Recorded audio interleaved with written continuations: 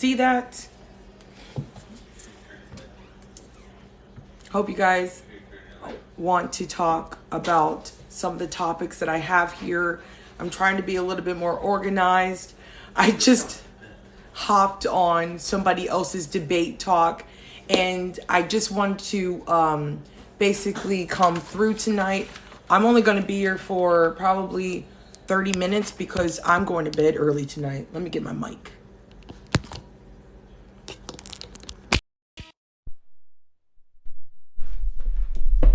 Can you guys hear me? I hope so. I'm not here for a long time. I'm just here for a good time. I made a nice little background. I'm feeling good. It's the weekend still. Oh, you're from CT? That's what's up. What's up? How you doing? It's a freaking rainy day, isn't it? I should have made a freaking cup of coffee before I get started. Maybe I will. I'm trying to find my... Oh, there it is. I want to talk about CRT right now. I hope you guys are ready to get into it. I wanted to give you guys... Oh, what's up, Lewis? I wanted to give you guys my political stances, things that I stick up for. Okay? Let's just go over the list real quick. I'm for Blue Lives Matter. Yes, I said that. My fiance is a Blue Life. He is a correctional officer. And that's crazy that anybody would think that anybody with a sane mind, right, wouldn't be for our cops in this country. Okay? But what I am not for is being for the cops and not for justice. That's why I do not, unfurl the blue line flag. But I do say that Blue Lives Matter. And I don't think that all cops are bad. I think some cops, thank you, Dan, are bad. Okay? I just want to ignite the intellectual thinkers. And I want people to understand that politics isn't really a controversial thing. It's really just a morality thing. It's people who align with some ideas, and then, you choose left or right. Obviously, I'm a leftist. But let's move forward. I am for Black Lives Matter. I am a Black life. My life should matter. The fact that anybody can argue that Black Lives Matter or they don't is hypocrisy at best. And you don't have to divide our country into believing into cops' lives mattering more than Black lives because it's just a blue shirt, right? Black lives matter, and so do blue lives. They both matter. God in our schools. I'm just going over my list, and then we can talk about it. You can say you can agree or you don't agree, right? God in our schools. Because without God, to me, I feel like that's why we're all losing our freaking minds. We need to bring God back into our schools. We need to bring back God into our country. It's in our Constitution, for those of you who love our Constitution. It says, in God we trust, even in our money. To think that you could be an American that's proud and not have God in your life, that's kind of amazing to me. For those of you that are not religious, I don't know what to tell you. Our country was founded with God involved. And I think that's why our country is so blessed in so many ways. What else? Pro-choice, duh. Pro-choice, of course. Why is it anybody's freaking business what people do with their life and their choices? If anybody is so concerned with other women and their bodies, I just think that is just really being nosy. That's why this is a Republican thing. I just don't even understand how you can even debate abortions, right? Like, how do you even debate what somebody else does and chooses to do with their own body? And let's not negate the fact that not just anybody gets an abortion. Like, people get abortions because they have to. People get abortions because they don't have the money. People get abortions because they're in abusive relationships. People get abortions because they feel like there's no other way to bring in this child into this world when they don't have the basic necessities to have this child to live a good, abundant life. I think getting an abortion is the most selfless thing you could ever do. I had two of them, and you guys already that know me know why I had to get it. You think I wanted to get an abortion? You think I wanted to feel my insides be pulled apart? Do you think I wanted to live for the rest of my life knowing that I could have had two other kids that could have been something? No. I waited and used the other eggs that I have and how I have a wonderful son. I'm totally pro-choice. Systemic racism and CRT together. I can't believe anybody would even argue that. Medical freedom, duh, is part of our Constitution. Gun control, always. How can you argue gun control? Like, do some homework, bro. Reparations, of course, it's over freaking due. It's overdue. Okay? What happened to my people, what's still happening to my people on a day-to-day basis. I'm not asking for the money. I'm telling you to at least help us rebuild centuries of oppression, right? Giving reparations doesn't have to mean money in black people's pocket, which I don't know why people are so involved in what happens to black people in this country. We're only 13% of the population. I mean, what's it to anybody other than black people? What we get is like, mind your own business, right? And I said CRT or history class is done. I was the only black girl in my whole school. So I'm telling you, we need CRT because history today in history class is freaking ridiculous. I mean, my whole life learning history in class, I felt inferior.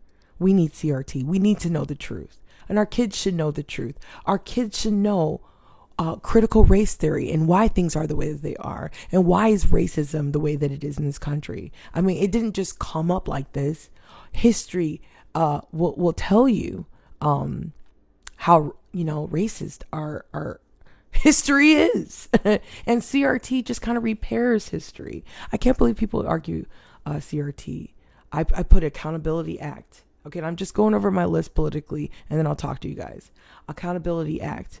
Obviously, I feel that Fox News, even CNN, or really any network or any organization needs to be held accountable for their racist baiting, their racist banter. Okay? There are protective classes that I think our media should make dang sure they're not crossing, because that should be a lawsuit. The Civil Rights Act of 1965 says that you should not be able to be discriminative, not even verbally, especially on a public platform that has billions of people that are watching, like Fox News. I can't believe they're getting sued anyways, $4 billion. They're getting sued. So I hope they get held accountable for all the freaking rhetoric they created and division they created on January 6th insurrection. Of course, I want the banning of semi-automatics. And of course, I want the media to stop discriminating. These are the things that I care about. No, Jake, I don't blame anybody, okay, for things that they didn't do. We can talk about that. You want to talk about centuries of oppression? You just want people to just get over it.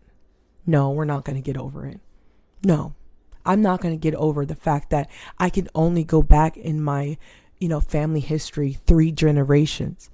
And then after that, or before that, prior to that, the history of my people was completely ripped.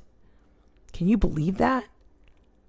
Like, I always say this, I can go to my fiance's family's house and he has pictures of his families for generations upon generations in this country. I don't have that. I mean, I think I only know my great grandmother's name. I'm pretty sure I know. I don't even know who she was married to. Literally, I have no clue who my family is after 3 generations because of slavery. You want to know what it's like being an African American? It means like only for a few generations I know what's going on. There was a point in history where my family couldn't even read in America. You could be killed. No, that did not happen to me. But the mere fact that happened to not even my ancestors. They're just talking about my great grandmother, right? And my great grandmother raised me, and she used to tell me how horrible it was, in the 1900s or whatever. It's so sad to me that anybody could even get in the way of the truth of us. You understand? So nobody's blaming anybody. We wanting accountability. Do you understand the difference? Accountability. That's why I want this Accountability Act. Because if we're not going to get reparations, then we want America to own up to what they have done to many races, not just the African American race. Still to this day, there are things going injustifiably with police brutality, as well as systemic racism, which does exist. If you are not black, you cannot tell the world there is no systemic racism. Do you understand that? Unless you are a person of color, you wouldn't know what it's like to be a minority that has been marginalized for centuries. Do you understand how that works? How can anybody who isn't African American or a part of the BIPOC community say anything about being marginalized systemically? This is the time where you just listen and accept the feedback. If people of color are asking for CRT, critical race theory, then if you are not a person of color, how could you even debate the subject? What are you going to debate? How can you even have an argument? The only argument that I hear, which isn't really valid to tell you the truth, is that people say, well, I don't want CRT in my kids' ears. I don't want my kids to think that it's their fault. So, okay, tell them it's not their fault, but tell them that they benefit. There is a benefit. There is an advantage that they're going to have. And they need to know why.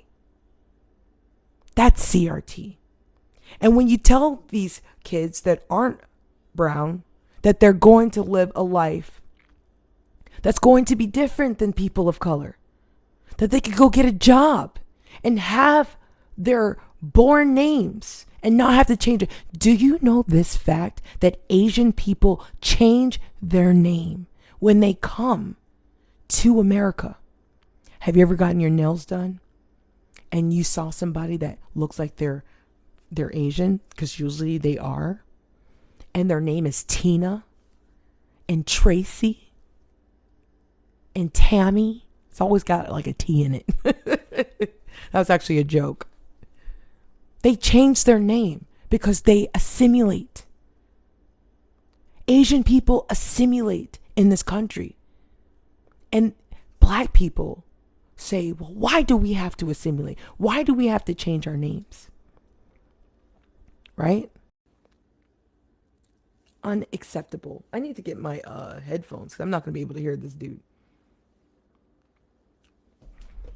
I'll take off my mic.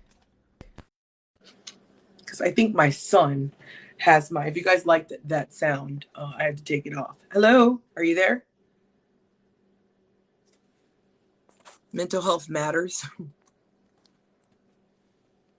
I don't know where he is. Right? So let me read some of your comments. What do you think of Mark Robinson, New York City? North Carolina, I'm sorry. You'd have to come here and talk to me about it. You should assimilate to this country. We are very different than, you should assimilate. No, I will never assimilate. No. I literally have been told my whole life that I assimilated when I didn't ever assimilate. I've been told I'm an Oreo. I've been told I talk like a white girl. And that's about not assimilating, because I'm just a product of my environment, really. What is assimilation, really? Change who I am? Why would I do that? Change my name to fit into a race and culture that isn't my own? Black people have worked too hard to not assimilate. You know, how dare, why do we have to assimilate? You assimilate. They don't have to change their name. It's just easier to remember American names. Yeah, but that's just such a sweet way to put it, love. But it's really not an honorable thing to do. The need to assimilate. Why? People are proud to be a part of their culture. They're proud to have these exotic names. Do you know that some people have a hard time getting a job because they have like a certain name? Like imagine having a name like me and my fiance were just watching a Muslim or a Palestinian comedian. He was hilarious. I don't know his name. He's on Netflix. I don't know if you guys know him. I forgot what his name is. Oh, jeez, but he was hilarious, and he was talking about just his name being called Muhammad has so much substance in this country. Like he doesn't even want to say that his name is Muhammad. Or look at what's going on with what's her name? Not Marjorie Taylor Greene, the other heifer. Oh, Lauren Boebert.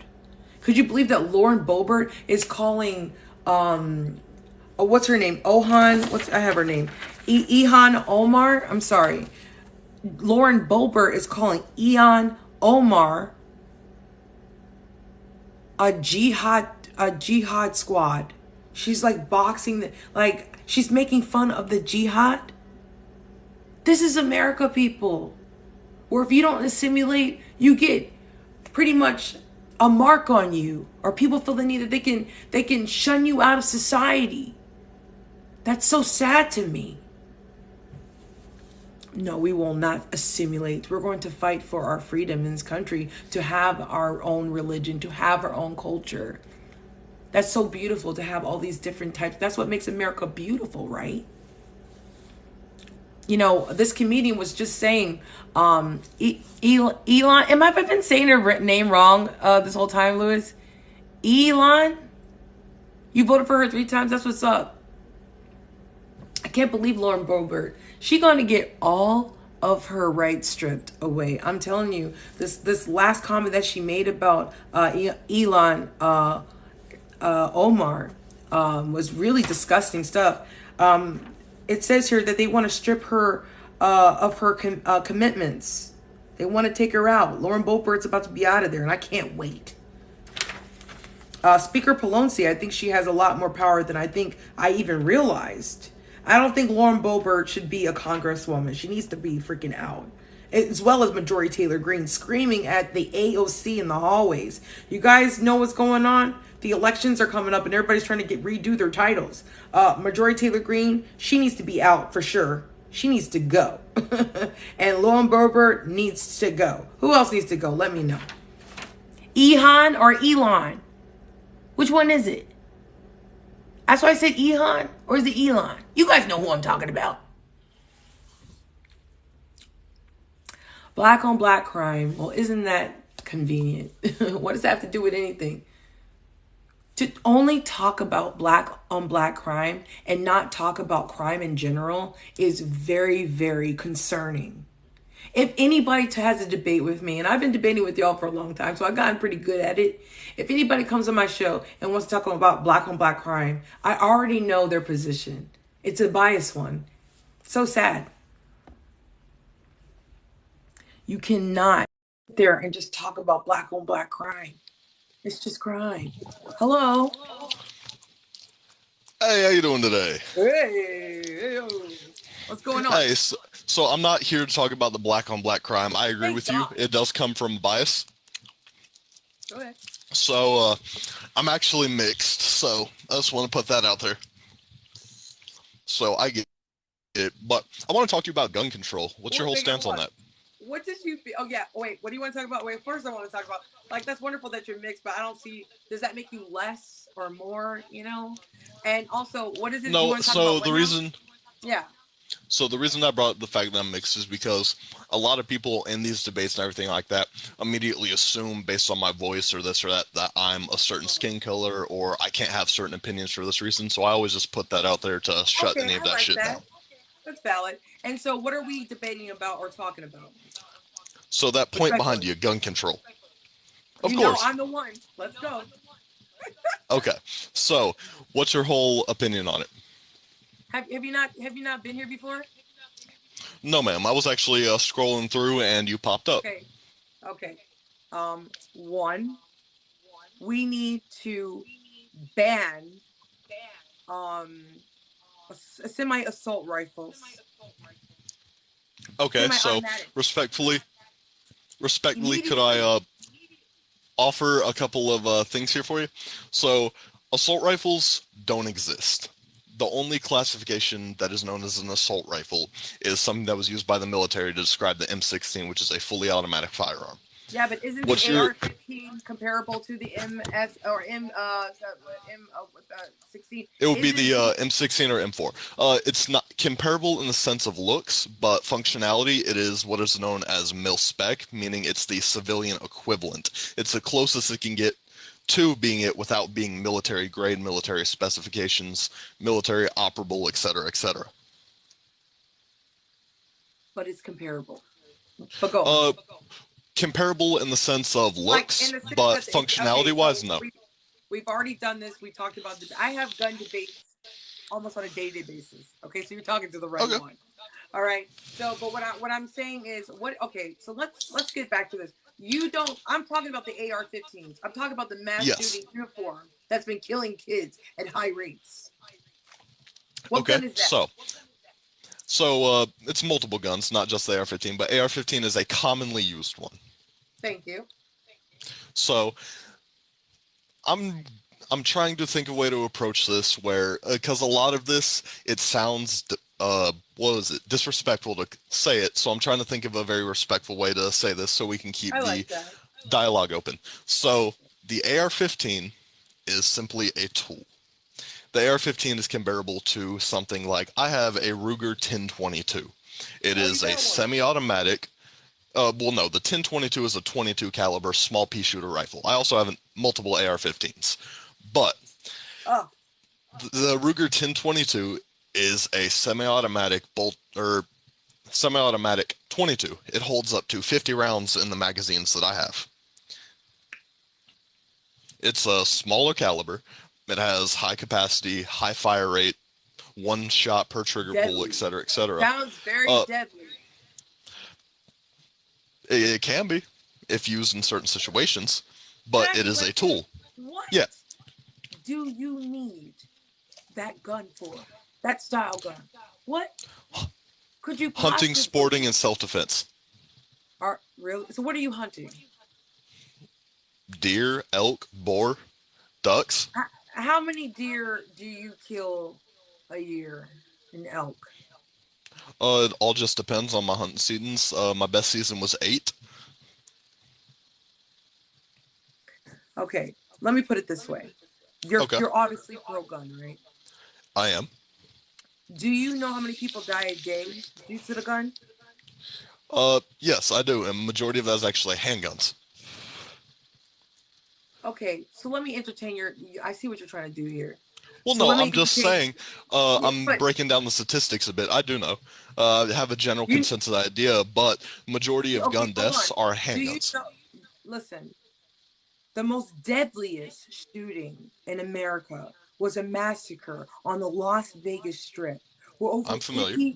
57 or 58 people died, if I'm not mistaken, and over 400 people were injured at a freaking concert. And you know what weapon that guy used in the hotel? So it was also disproven that it was just an AR-15. It was also a M2 machine gun. They found shell casings and everything as well. So that machine gun was actually illegal to begin with. So there have been statistics. Did you hear me when I said the most deadly shooting in America? Yeah. And was not committed with just an AR-15. It was committed with multiple weapons. Yeah, but were there AR-15s present? Yes, there was a AR-15 that was present, one singular AR-15. Right. Okay. Nick Cruz, high school mass shooter. He just pleaded guilty. What gun did he use? AR-15. Right. Kyle Rittenhouse, although not guilty, what gun did he use that killed 2 people? AR-15. That was a self-defense case, though. Doesn't matter. People still died. 4 bullets hit Rosenbaum. 4 bullets hit Joseph Rosenbaum. That's overkill. Let's talk about that. That's what the AR-15 does. It does overkill, man. Okay, so, I actually... how familiar are you with bullet ballistics, caliber sizes, everything like that? Because that does genuinely matter. I'm listening, if you want to educate me. Well, I don't want you to think this is me speaking to you as if I think you're ignorant. I'm genuinely asking, what is your basis of knowledge? I'm probably, this is our first time talking.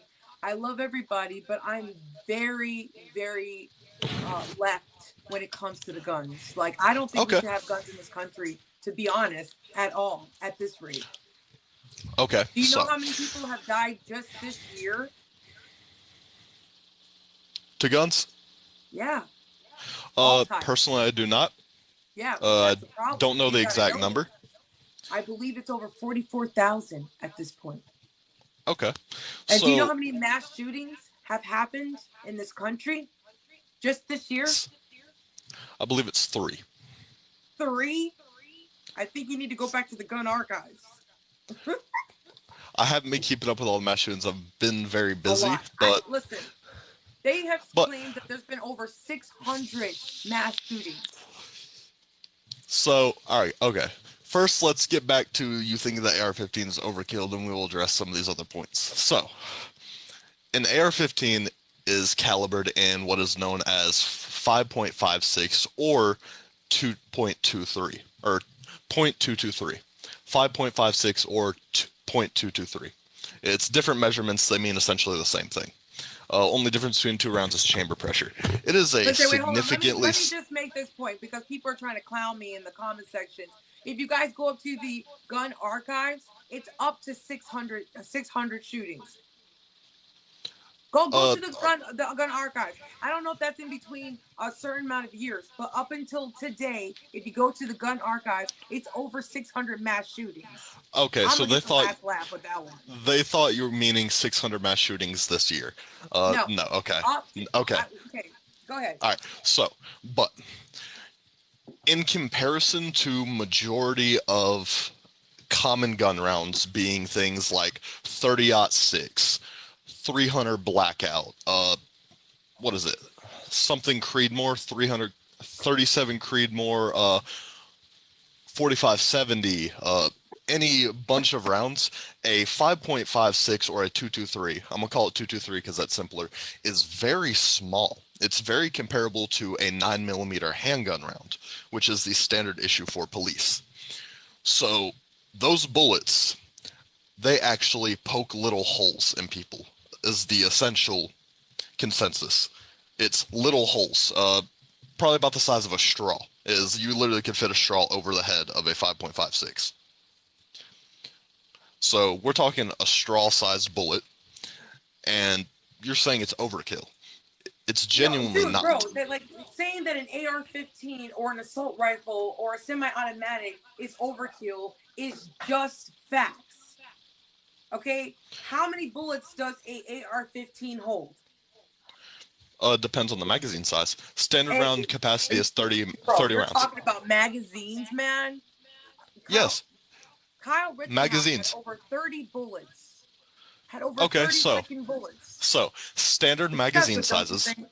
All right, so standard magazine sizes for majority of semi-automatic rifles is 30 round capacity. Some states like California have limited that to 5 to 10, depending on your state, but majority is standard round 30 rounds of ammunition. That's a lot. You don't need that. Why don't you need it? You do not need a semi-automatic gun that's comparable to military weapon. Okay, so you're saying semi-automatic like you can shoot it with just holding on the trigger. So the difference between fully automatic and semi-automatic is fully automatic, you hold down the trigger, it's going to shoot as fast as it can cycle. While you're just holding that trigger, it's spraying bullets. A semi-automatic is one trigger pull, shoots one bullet. All handguns except revolvers are semi-automatic. Majority of hunting rifles like a Ruger 14 Mini, which is actually chambered in 223, has a standard 10-round clip or magazine, semi-automatic. My 22, semi-automatic. Majority of guns these days are semi-automatic. It's one action results in one bullet shot. Then you have to release the trigger and pull it again, and then it shoots again. Fully automatic is the one that sprays down people. Okay, listen, you're obsessed with guns, I can tell. But let me tell you this. I'm not obsessed, I'm educated. Educated or obsessed, I don't know. But let me tell you this. For someone, anyone, to not understand that this is America and we've had enough.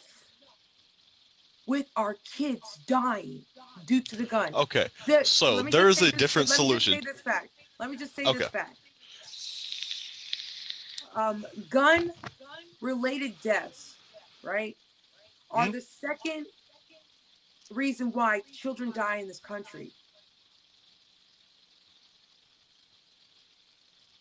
Do me a favor. Know how many kids die annually due to guns? There are more guns in this country than people. People feel like they have to get a gun because there's so many people with guns already.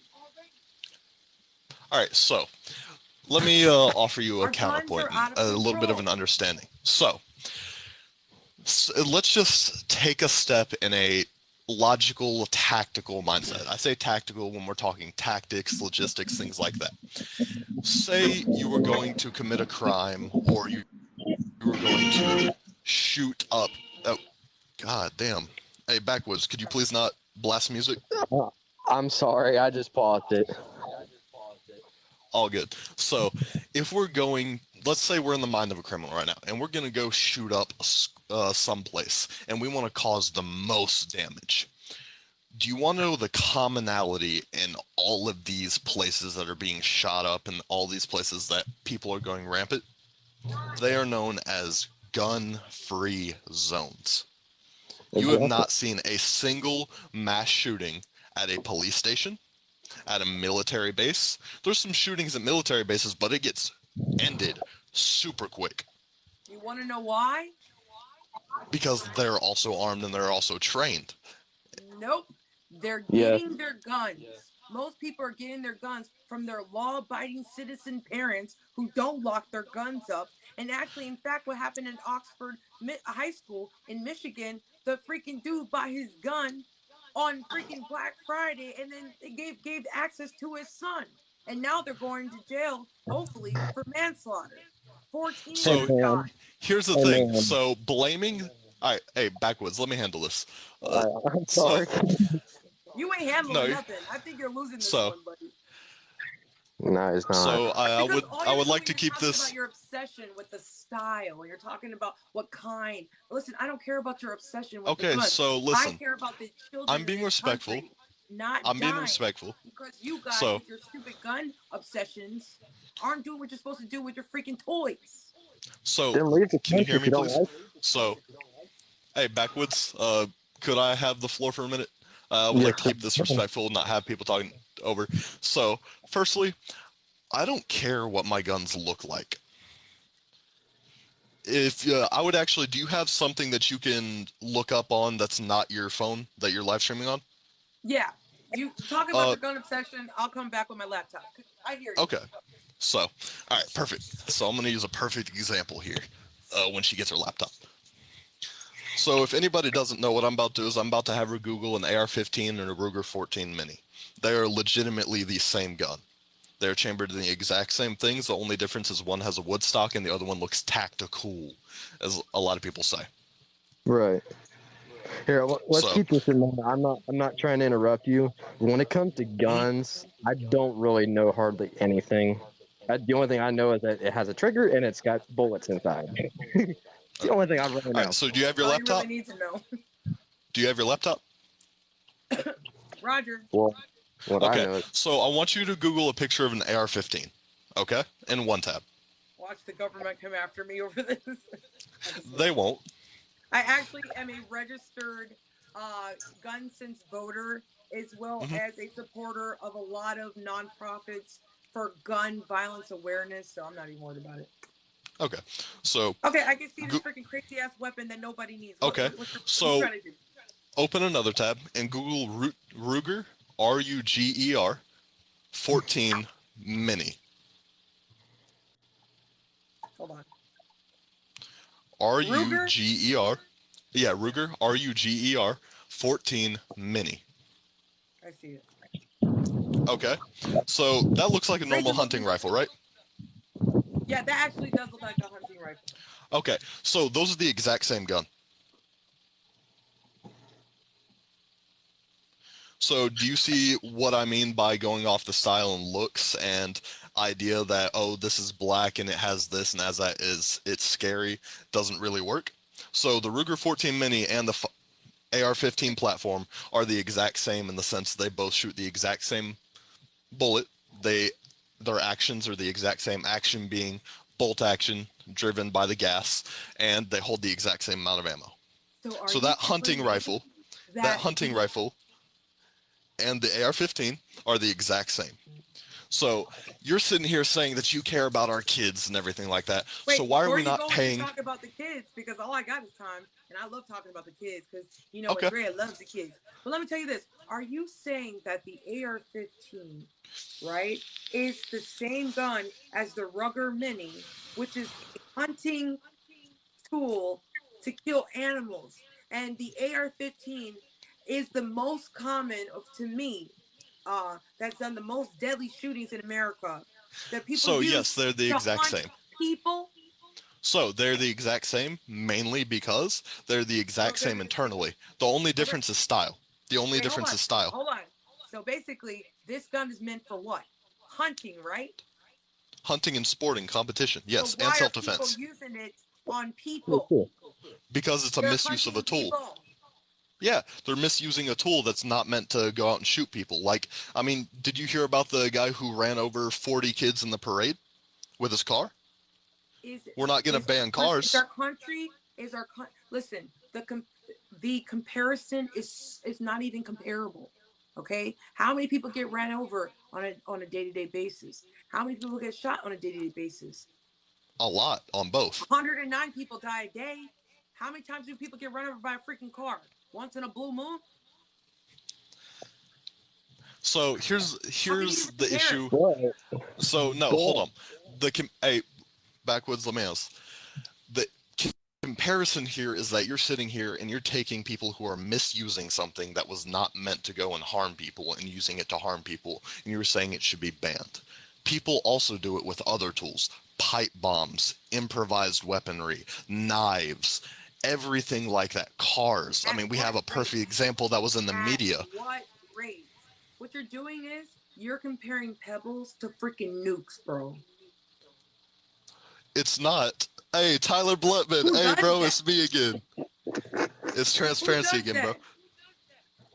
So it's not comparing pebbles. Heart attack. What does that got to do with people freaking shooting kids at schools? The difference is that there are multiple ways to harm people. No, it's not deflection. We're applying logic to the situation. You're saying that people misusing guns. So you're saying that because people are misusing guns, that people who have responsibly owned and responsibly used guns, we should suffer and should be completely gone. I compared someone shooting somebody on the street because they want to murder them and somebody running down a parade because they wanted to hurt people are the exact same. They're misusing something that was not meant to be used in that way. It's the exact same logic. What you don't understand is that gun violence is a public crisis plaguing America on a day-to-day basis. It's not only affecting, let me finish, it's not only affecting just one group of people or one situation. It has completely halted our safety here in America. Nobody feels freaking safe. It has completely made us feel in this country like we're living in a freaking war zone because our gun laws are so loose, and that's facts, bro. So that all right, people are just doing whatever. You shouldn't be able to just buy a gun at a freaking Walmart. They got things called ghost guns that you can pretty much order online. Oh my god. All right, so hold on. No, let me address this. So firstly, the ghost guns thing, you can't order a ghost gun online. What you have to do is you have to order what is known as a lower receiver that has a serial number. Most of them that are completely milled out, completely functional, everything, have serial numbers, and that is a registered firearm. You can order what is known as an 80% lower, mill it out yourself, and then you don't have to register it. Listen. You're so into like the little details that it doesn't freaking matter. Of course, I want you to know what you're speaking of, I'm just trying to educate you so that somebody doesn't call you names or ignorant or anything like that. I'm just trying to share information with you. But here's another solution instead of trying to take away all guns, because we know that won't work. The war on drugs is a perfect example. Criminals are going to get what they want no matter what. I mean, some of these mass shooters were criminals and they got guns in an illegal way and still use them. So here's something that I had. It's a very simple proposal. Measures. One, it's called preventative measures. It's called precautionary measures. Okay. Yes, we have a pandemic that's going around that's plaguing our world. And what is everybody trying to do? They're trying to get vaccinated to either or wear masks or test and take layers of protection before people get sick and die. So why don't we take retired veterans? Why don't we take retired veterans and post them outside of schools and just have them walk around? Have AR-15 or a handgun just walking around instead of one resource officer. Why do we not allow teachers to carry guns just in case something like that happens? There's a bunch of solutions here because evil people will be evil. You want to know what else is plaguing our world? Mental illness. Do you know how many military people come from combat, come from situations that have PTSD? Mm-hmm. I'm very familiar because I have a military family. And there's a reason why, if we're going to hire those veterans, I'm saying there's a job opportunity here that's a huge market and huge preventative of crime, violence, things like that, that there's a bunch of other solutions than taking away guns, which I've actually had to use my own gun in defense of my 2 and 4-year-old brother when I was 16 because 3 grown men broke into my house. And the only reason I was able to protect my little brothers and myself is because I had an AR-15. So I'm coming from a place where, yes, I did. Yes, I did. Did you actually hit somebody? Yes, I did. I hit 2 of them 4 times. I hit 2 of them 4 times, and I hit 1 3 times. 1 did not survive. 2 did. 1 did not. Wow. And you're that pro-gun? How do you live with that? Like, I don't want to take. How do I live with that? Listen, because 3 grown-ass men broke into my house when I was 16 years old, and I had an infant brother, and a toddler brother, and I was watching over the house, and I was making sure they were okay while my parents were out. 3 grown men broke into my house with weapons. It was actually found that one of them was armed with a handgun, but one had a crowbar and one had a baseball bat. Ironic, stereotypical, but they broke into my house. How was I going to protect my little brothers against 3 grown men when I'm a 16-year-old kid? The only reason that I can say that 100% sure that I survived and my brother survived is because I had my AR-15 and I unloaded it as they came into my house. Why didn't you call 911?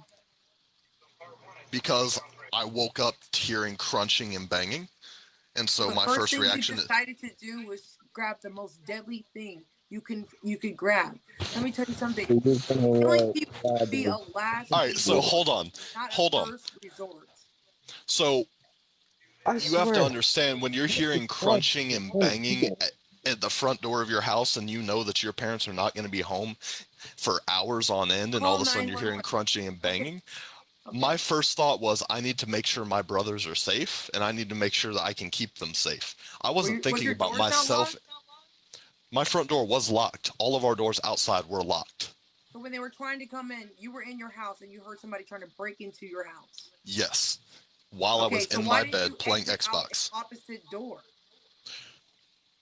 Because my 2-year-old and 4-year-old brother were in the room next to me. I'm not going to go scoop them up and try and get outside while there are strangers in our house. Why didn't you call the authorities? Because I didn't know what was going on at that point. I heard banging at our front door, and I had no clue what it was. So what I did, I grabbed my AR-15, I chambered around. My 4-year-old brother got woken up by it as well. I locked their door, closed it behind me, and told my 4-year-old brother, do not open this until I tell you to. And then I waited. I saw shadows outside my front door, and then my front door flew in. 3 men ran into my house, and that is when I picked my gun up, lifted it up, pointed at them, and fired. There is no reason why I should have removed myself from our safe space. You were 16 years old? Yes. And who taught you how to use that gun? My grandfather, my father, my entire family. Absolutely. I grew up and was raised around guns. You want to know why I it had my matters? first gun at 7 years old, so. That's too young. All right, so why is it too young to know how to protect myself? I cannot. So you're telling me that I shouldn't have learned how to do that? I shouldn't have ever been able to protect my little brothers and myself? I have no reason to believe that I would be alive right now. So you're telling me I don't have a right to know how to protect myself with a gun? What I'm I have telling you no is reason. you use the most You're deadly telling me. force. All right, so you're telling me that those men Somebody had died. more of a right to live than for them to come in with weapons into my house, my property, my sanctum, my castle, my safety, whatever you want to call it. A safe private space. They had the right to break in, and I had no right to defend myself. Did I You say did. it was okay for somebody to come into your house and do those bad things? No, I didn't. What I said, what I was trying to say, because you didn't let me finish, is you're getting a little worked up because this is something personal to you. I am telling you that as a American citizen, I don't think that killing somebody should have been your first thought process. And so my point was to No, tell my you first thought that. process was I need to make sure my little brothers are safe. You want to talk about children? I had a 2-year-old and a So 4-year-old you in my think by house, keeping and your I was family watching over safe, them. so in order to keep your family safe, you think that you have to kill people. I think, at that moment, I believed 100% that I would have to use up to deadly force. I didn't You were want to kill 16. people. Yeah. And I had an understanding that sometimes there are situations where it's my life or theirs, my safety or theirs. Those people broke into my house. 3 grown-ass men broke into my house while I was home alone with my 2- and 4-year-old brother, waiting for my parents to get back from their date night. They were banging our front door trying to kick it. We had a metal door, so it's not like it's going to get broken down. And so, firstly, I peeked out. I couldn't see anything. I saw shadows. I'm like, okay, that's not right. I grabbed my gun. My little brother walks out. What's going on, Dylan? I told him, go in the room. I locked the door, closed it. I told him, do not open it until I tell you to. Then, after I go and walk around the corner, because there's like a little division wall, because we were in like a recessed part of the house. I walk around the division wall with my AR-15 in hand. The door flies open because they pried it open, and 3 strangers run into my house with weapons. I have no reason to believe that they would not have killed me or hurt me and my little brothers. I have no reason to believe that there was any other way to get rid Because you of weren't that taught a threat. different plan. You weren't taught another route. You weren't taught So please tell me. other So you're options. sitting here. Hold on. What other options were there been? I'm 16 years old. I'm not some big dude at 16. I'm a teenager, and I have 2 infants behind me versus 3 grown men with weapons. One had a bat, one had a crowbar, and one had a handgun. How did you There even get is close nothing enough to these people to even see all that? Are because you I had a what? One flashlight second. on my Like, AR. Okay, give let me me give me continue a this give before me you guys go on your gun-loving Mhm. rants. give me a second. Wait, oh, no, What no, hold on. You just got All here, right. and he's been All right. going on about his story, which thank you for sharing. All I'm saying to you is, listen, I know that you intended to protect your siblings. I know that you were just doing what you were taught. But what I'm telling you is, this is, let me finish. What's the different route? No, Let hold on. me What's the finish. other option? You're saying there's other That's what options I'm and there should trying have to been get other you. things to do. Tell Listen, me what those other you options were. can't talk over me. That's not nice. What I'm telling you is the reason why I'm doing this is because I believe, just like when we were going to school and you were learning about fire drills in your house and having an exit plan, I believe that you could have called the cops. I believe you could have had pepper spray. I believe you could have screamed out for a neighbor. I believe that you could have called your parents. I believe that you could have done you could have exited out of a window or exited out of a different doorway. Usually in a person's house, there's more than just one doorway. Are you telling me that the 3 people that were coming to your house all came through the same entryway? Yes, Or I or, did. or a Yes, different, I. every entryway was covered? You tell me you had No, I'm no not. other way I'm to saying they run but all just came through. So here's the thing. Here's the thing you're not understanding the is what I'm first getting at. thing that you didn't want to No, do what is you're grab the doing. most deadly weapon you have and kill people. That should be a last So, resort. That was your first resort. so, That's my all right. problem. No. So here's the difference. What you're saying is, oh, I had multiple options that I could have done. Yeah, you So did. firstly, pepper spray. Pepper spray is ineffective as hell. I'm sorry. The being able to spray Really? somebody How many directly people into hurt the did they eyes. see? being able to spray someone directly in the eyes, we're talking big men with weapons. Keep in mind, a bat, a crowbar, and a handgun. They did. If it was found on the guy's body that I actually shot and killed, he had a handgun on him. Wow. But they broke into my house, threatened my safety and the safety of my children. You say you care about the children, threaten the safety of those children.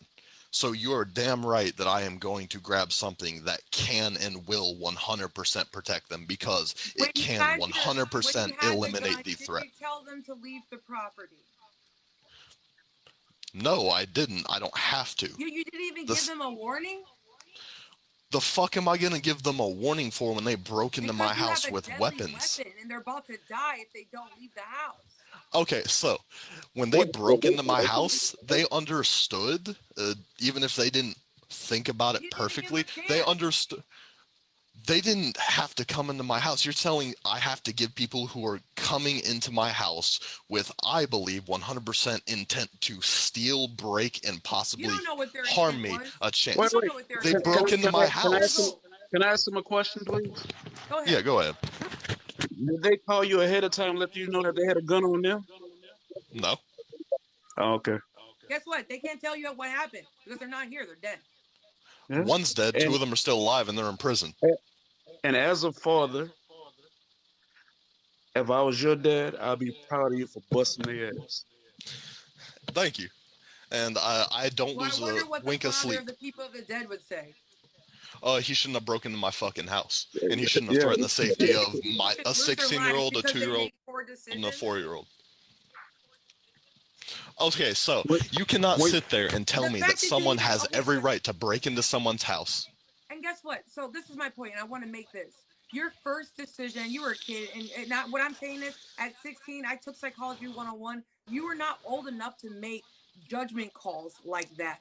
So honestly, I feel sad in my heart that at 16 years old, you had to make a decision like that you felt you needed to protect your and those siblings. three grown men should have never put me in that position. That's right. Those three grown men should have never put me in that position.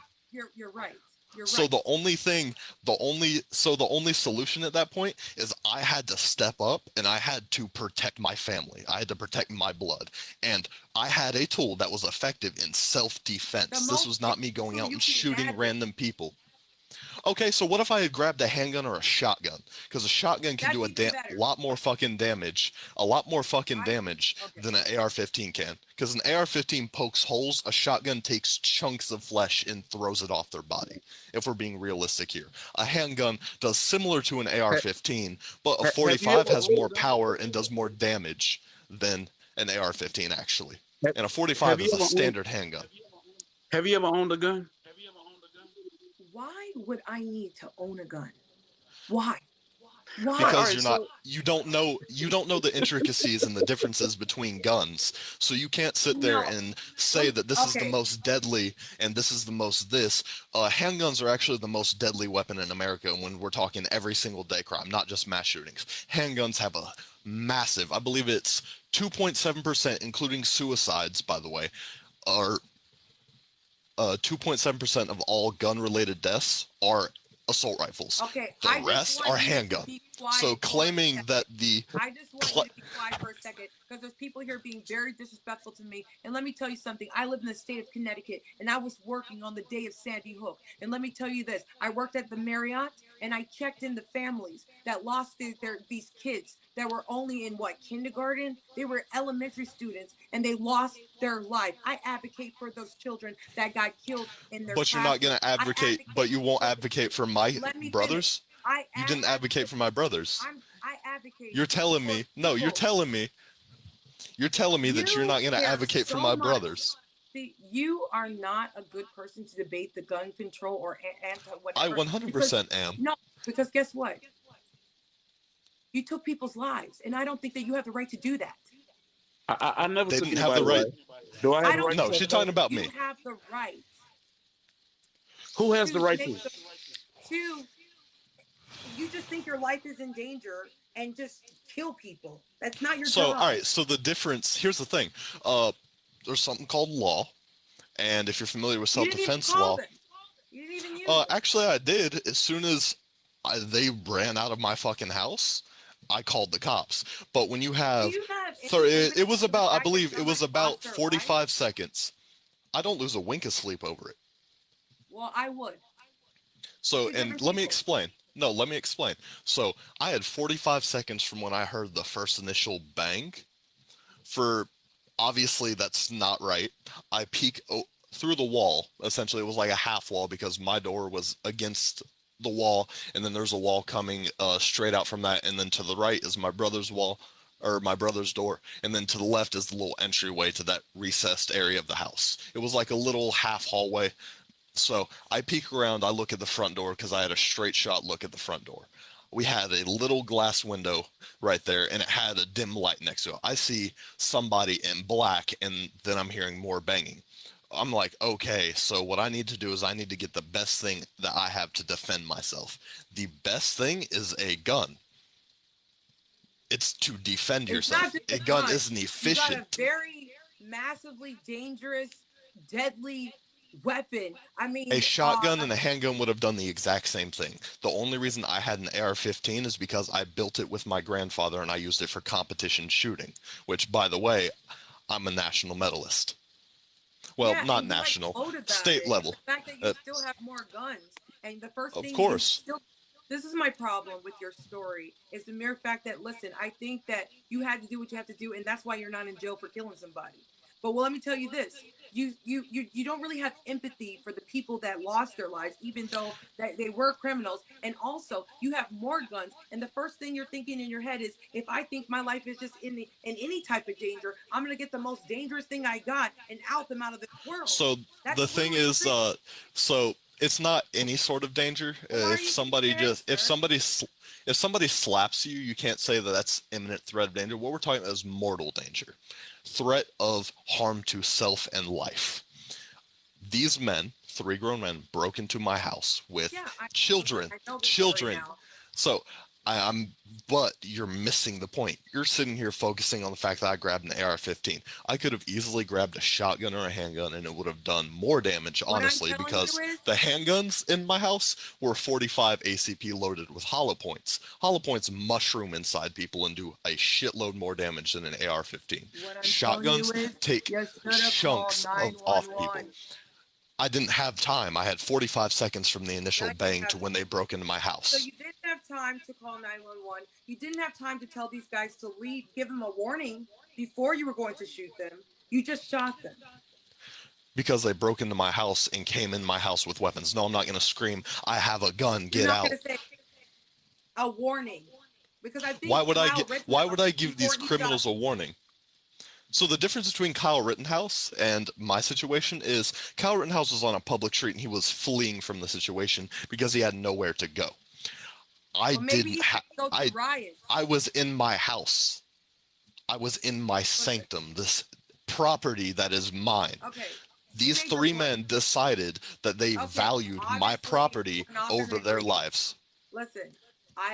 Listen, I've already told you. You're essentially telling me that these criminals had more of a right to come into my house than I did to shoot them. What I'm telling you is you didn't have the right to kill them. I had the right to defend myself with up to lethal force. He had the right to use all of their recourses before he decided to take the most deadly hold on. I want to point out something. Calling the cops response time is not 45 seconds or a minute. You didn't even get calling my parents. I fucking know because I've had to call cops before for other situations. You only have one chance. All right, so let me ask you this: are you not going to have a fire extinguisher in your house because you can call the fire department? Well, that's my point. You have a fire extinguisher just in case there's a fire.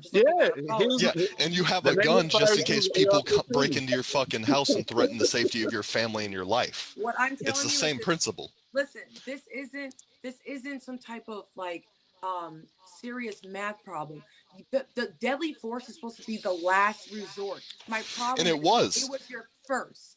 Me shooting somebody, I didn't shoot at their heads. I just shot at them. I just shot in general at them. I wasn't trying to kill them. I was trying to defend myself because they came into my house. it's unfortunate that somebody died because of it, because a bullet really hit them is. in the head. It's unfortunate, but he understood that risk because every American has the God-given right to own a gun. And because of that, we also have laws that state you can defend yourself and your property in your own home and around certain other things like your car and personal safety. But with all that understood in the current day, if I go and break into a house, there is a chance that there is a person with a gun and I will get shot. If I decide I want those valuables and I'm going to risk my life enough, put myself at risk to go get those, then I inherently understood that I could lose my life. They inherently understood that they could have lost their life when they came in, and somebody did. I haven't begun to touch the surface of this. I'm letting him speak and tell his story. Don't think he's housing me because he's telling his story, because we're only talking about him and I'm talking about us. You see the difference? 100 people. No, I'm Every taking day. a practical story and applying it to your All logic. right, you make your point. You're innocent, and No, my it point here is is what that it is. taking guns away from law-abiding citizens is not going to. I'm done. I've listened to your story. I've given you a lot of time. It's getting late. And I am going to emphasize about the entirety of us here in America. Okay. I understand. I'm not stupid that you need to protect yourself. Of course, you should protect yourself. My problem is killing people shouldn't be the first resort. There is a insinuation of violence that's enabled by people that love the gun. I love life and I respect other people's lives. Okay, I'm 36 years old and I got 3 kids. If somebody was going to come to my house and rob me, I have no freaking gun. Guess what I have? I have all these other options that I could choose. Okay? Like But what? my first option, and you can't tell me that you love your siblings more than I love my kids, would be my thought process wouldn't even be to kill somebody that came to rob me. I'd be What like, options do you have? What options do you have? call the cops. All right, wait 1 second. If somebody come to your house right now, to your door, and you're in the living room, that's the room closest to the front door, and they come up to the door and kick 2 times, and they're in the house in 2 kicks. That we both know that's not enough time to call 911, right? No, it's not. Yes, it is. It takes 2 seconds In to 2 call. kicks. It 2 kicks. It don't matter. Let me tell you, the first thing that I do, honestly, it's like you listen. I'm gonna let you know right now, a cultural thing. I'm an island girl. If Mm-hmm. somebody is going to try to hurt my kids, I'm going to freaking try to maybe put my kids somewhere, and I'm gonna try to knock their lights out. I'm a fighter with my fist. I'm gonna grab a pan. I'm gonna grab a pot. I'm gonna grab anything. You see this table? Oh, you guys can't see it. I have a table. I have a huge table in front of me. I'm gonna put the table in front of the door so they You, can't you, get in. I'm going to you said, wait, barricade. wait. I understand. I understand Oh, that. I'm so sorry. Am I giving you guys other options? Too many other options besides killing No, no, no, people? no, no. But I'm trying to be realistic with you. The first kick, you're gonna stop and think, like, what was that? You're not gonna think about grabbing something. You're gonna try and think about what is that I'm gonna look on the out the first kick. window, and I'm gonna see somebody trying to break in. Thank you. I'm And gonna see somebody by the into my time the house. second and by the time, like I said, the second kick, they in on you.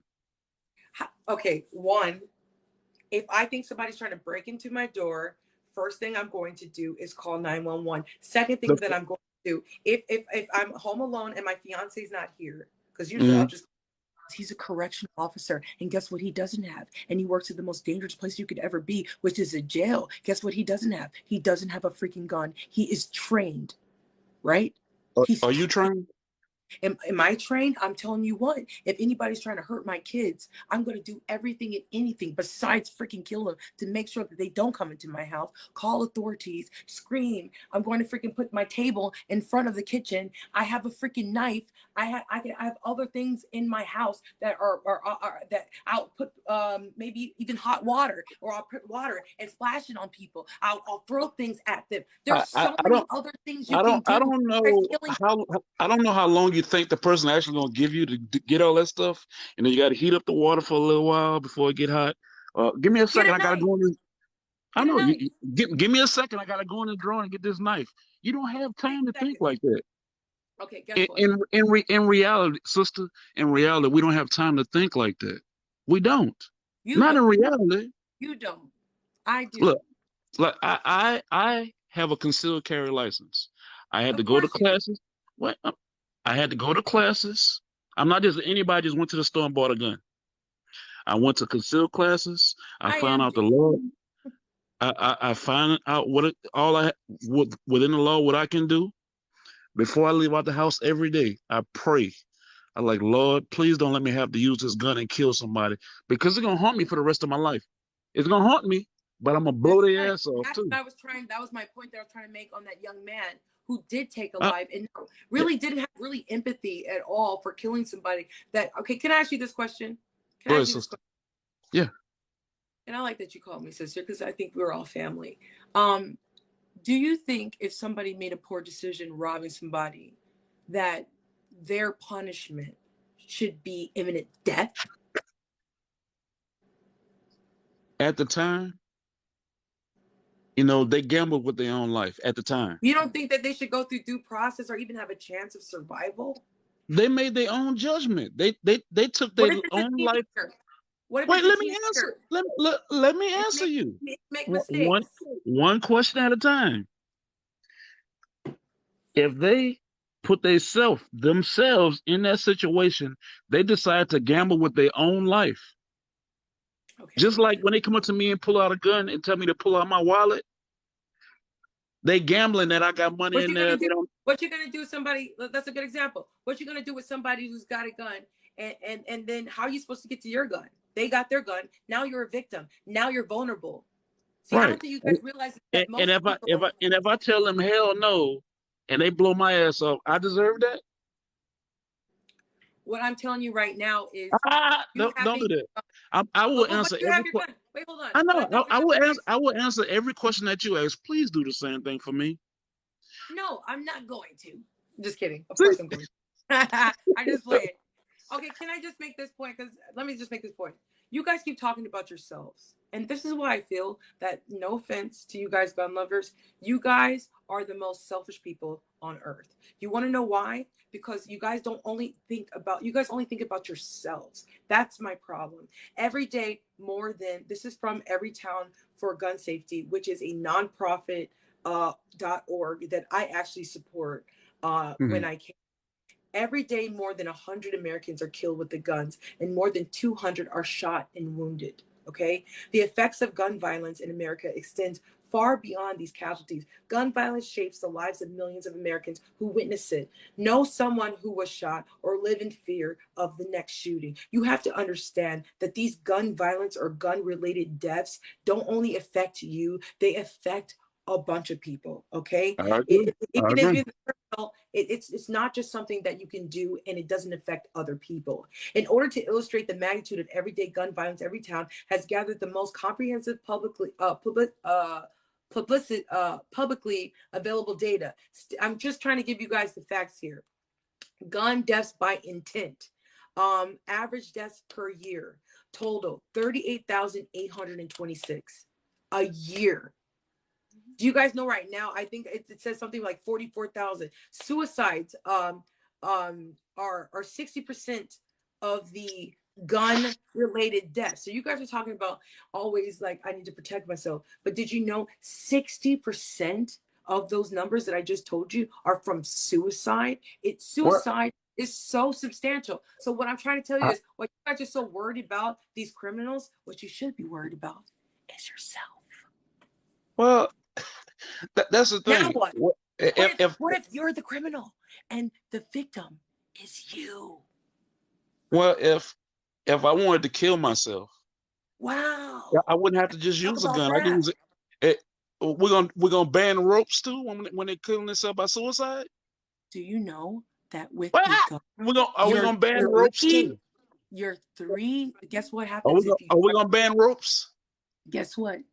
Don't you Are we gonna, understand that your chances of being successful at that intent of outing yourself go up substantially because guns are more deadly?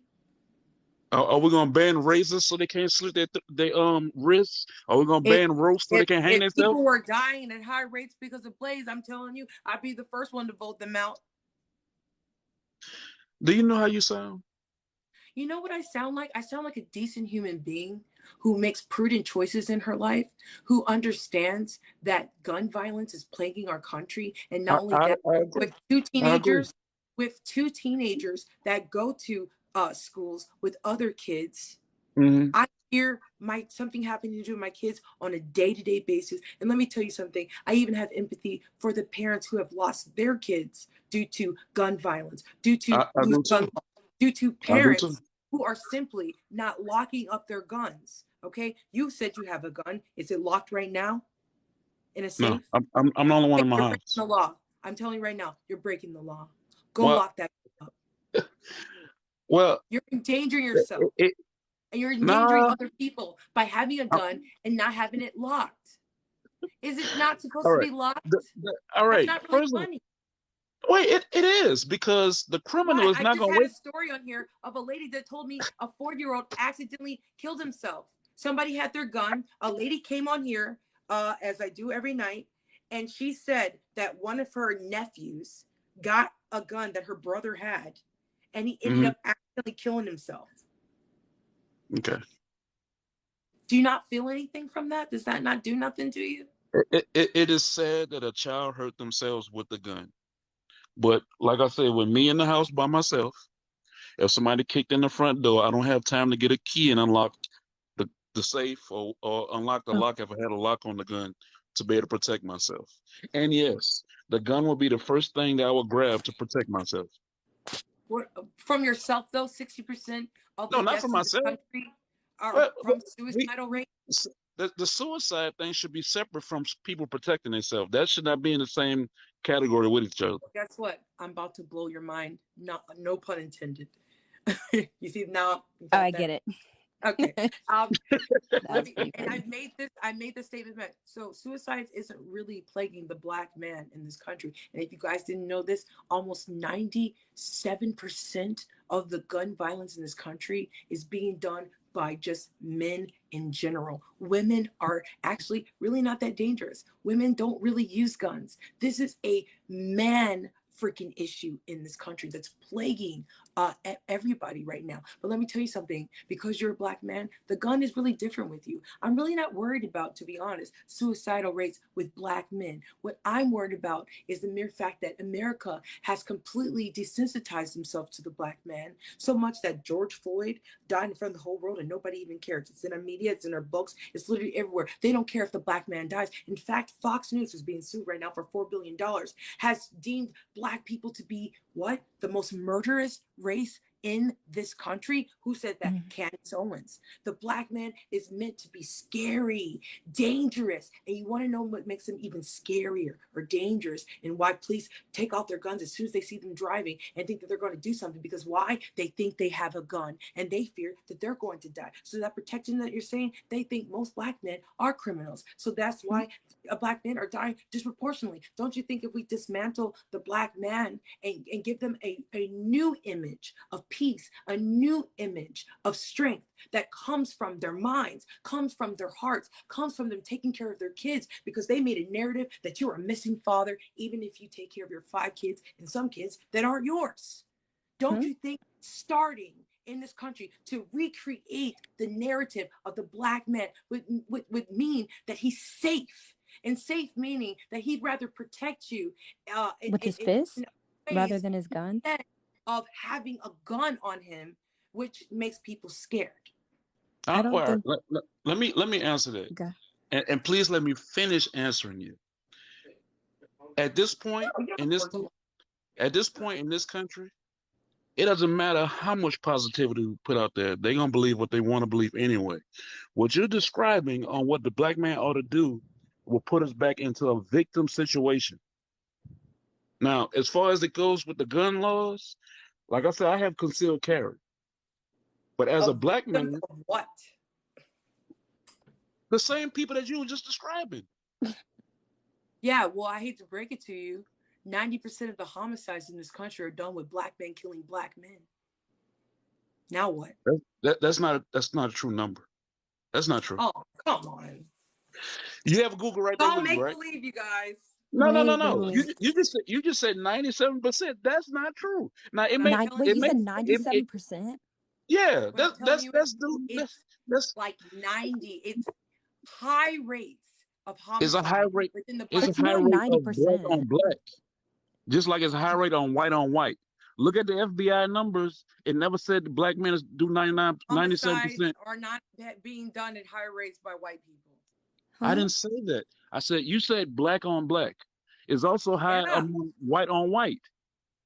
Don't But just we're say not black talking on black. about white on white. I'm telling you right now that right now the subject is black men killing black men with guns at high rates. We're dominating homicidal rates. Yeah, well, I mean, we pass slingshots. We ain't doing that shit. We using guns. That's a problem. That you are more likely, if you have a gun as a black man, going to use it on another black person than anything else. But in my situation, the only way I'm gonna use it on anybody, black, white, green, or whatever, is if they put themselves in danger messing with me. As far as trying to rob me or harm me. You don't care if they're black. You don't care if they're in the streets because they're trying to make Those- money. Your idea is to have a gun to kill them. Let me answer you. Those 45 hollow point tips don't have a color preference on them. They boosting everybody else that fuck with me. That's a problem. Wait, Andrea, can I ask why? Like, why do you think? Wait, so you believe that in like, if somebody like robs me, I'm not like expected to like use self-defense to protect myself? No, that's not what I'm saying, Kitty. And honestly, that's what I'm asking. Woman, I don't think that you would even be dangerous with a gun because women are not known to misuse the gun. Statistically, so women it's a man thing. Misuse the gun. So if because you're a woman, this doesn't really apply to you. Okay? Okay.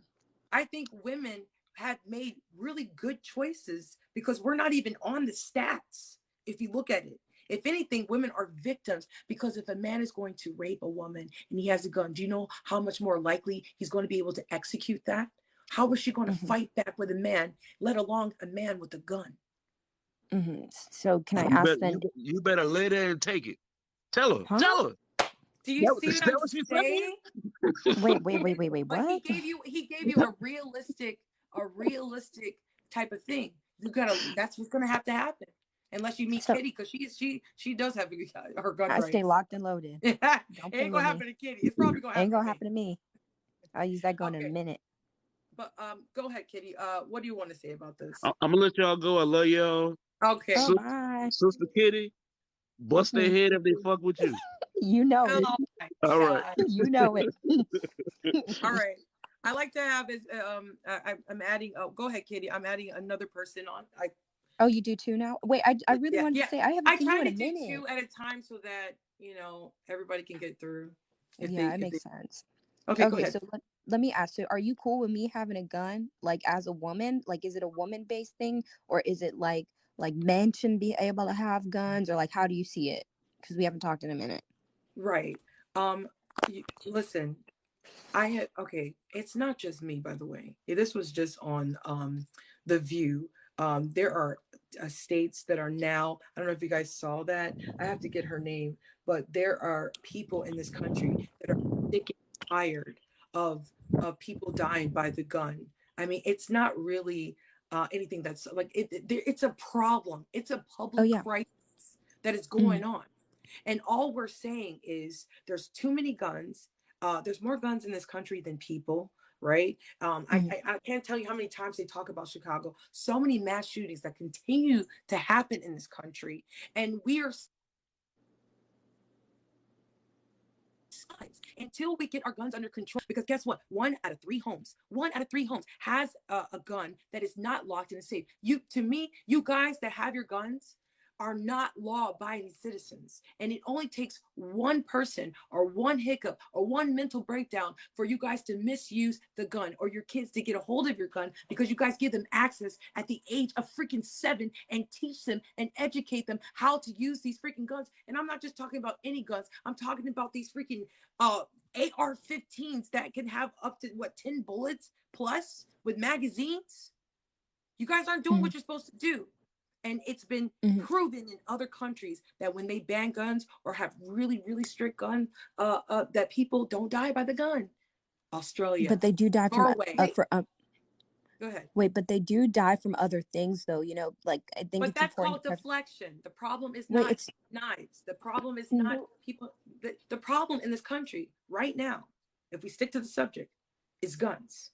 No, and I am sticking to the subject. It's just called like a logical parallel. My thing is that it doesn't have it, like I'm arguing it doesn't really have much to do with the gun and more the person itself. So like to compare it to like knives, like I'm saying is that because they don't have guns in their country, the knife rate goes up for like stabbings and all that. You know, obviously if there's no guns, there's not going to be gun crime, but there is still going to be like crime. That's not true in Japan. That's not true in Australia. That's not true in Norway. Well, I think it's important to preface that also Japan, like for example, their culture is a lot different than it is in America. Japan also has really high numbers in like cases of like serial killers as well. But like America's culture and like Japan's culture is a bit of a false equivalency. For one, Japan is a very small country. For two, Japan, again, like I said, how many people live in Japan? Yeah, and we can compare it to how many people live in America. Yeah. Well, Lindsay, what did you have to say about it? Well, I'm definitely pro-gun, or however you want to say it. I have my concealed and everything. The only thing that I personally, I don't like to argue guns because I just don't believe that unarmed people will ever be able to take guns away from armed people. I feel like that would be a horrible thing to happen, and I would not want to see that happen because I think a lot of people would die, and I don't like people dying. Like, that's not something I would ever support. That's something that kind of got me. The reason I sent a request was whenever you were talking to that one guy, I'm not against what he did because it sounds like he was protecting his kids, but it did bother me a whole lot when he said he didn't offer a warning, because I don't think, like, even when I did my concealed carry, they were very they really like forced it into our heads that we had to give warnings to people because it is a law here in North Carolina. So I don't know like if his laws were different wherever he lives, but like we would go to jail, and if they could prove like we didn't have a warning, and even if they broke into our house and stuff, like you have to warn someone, and I could never imagine taking somebody's life without warning them. So that's, and I get like when things happen in a moment, and if I was shooting to protect myself, there's no way, like it would be really hard for me to shoot somebody, but I know I could do it if I had to. But if I was shooting for my kids, it would be different. So I get like, I kind of get what he was saying there, like trying to protect someone, but I don't know. That just bothered me. No, and I agree. Like I would never take somebody's But you know what's funny? That's all I was trying to say is that using deadly force should be a last resort. I never said that he did something wrong, right? Protecting his family. What I said was I believe that he could have done 1, 2, maybe 3 or 4 things, just like I think Kyle Rittenhouse could have done 1, 2, 3, maybe 4 things before they decided to use the deadly force. Well, and that's like a if and but kind of thing. Like I don't think you really know if you can do that unless you're there, because every moment and every circumstance is different. No, exactly. Sorry, Lindsay, I don't really know if they would have had time to do that, like, because in the moment, like, and you're scared and you're trying to help someone, if that's like your goal is trying to help or protect someone, like you're going to do the most immediate action, sure that they're okay. Right. My thing is this, you guys. Do you guys know what's going on with the mass shootings? Let's talk about that. Yeah, that's fine. Do you think your gun, Lindsay, love, do you think your gun at home is going to protect these kids that are going to school? Let's just say just recently, Oxford High School in Michigan, these kids died at lunchtime. And when they died, I really want you guys to get a visual of what type of death comes with these AR-15 semi-automatic style assault rifle style guns. These aren't just like, you know what I'm saying, a little bullet hole and then they're gone.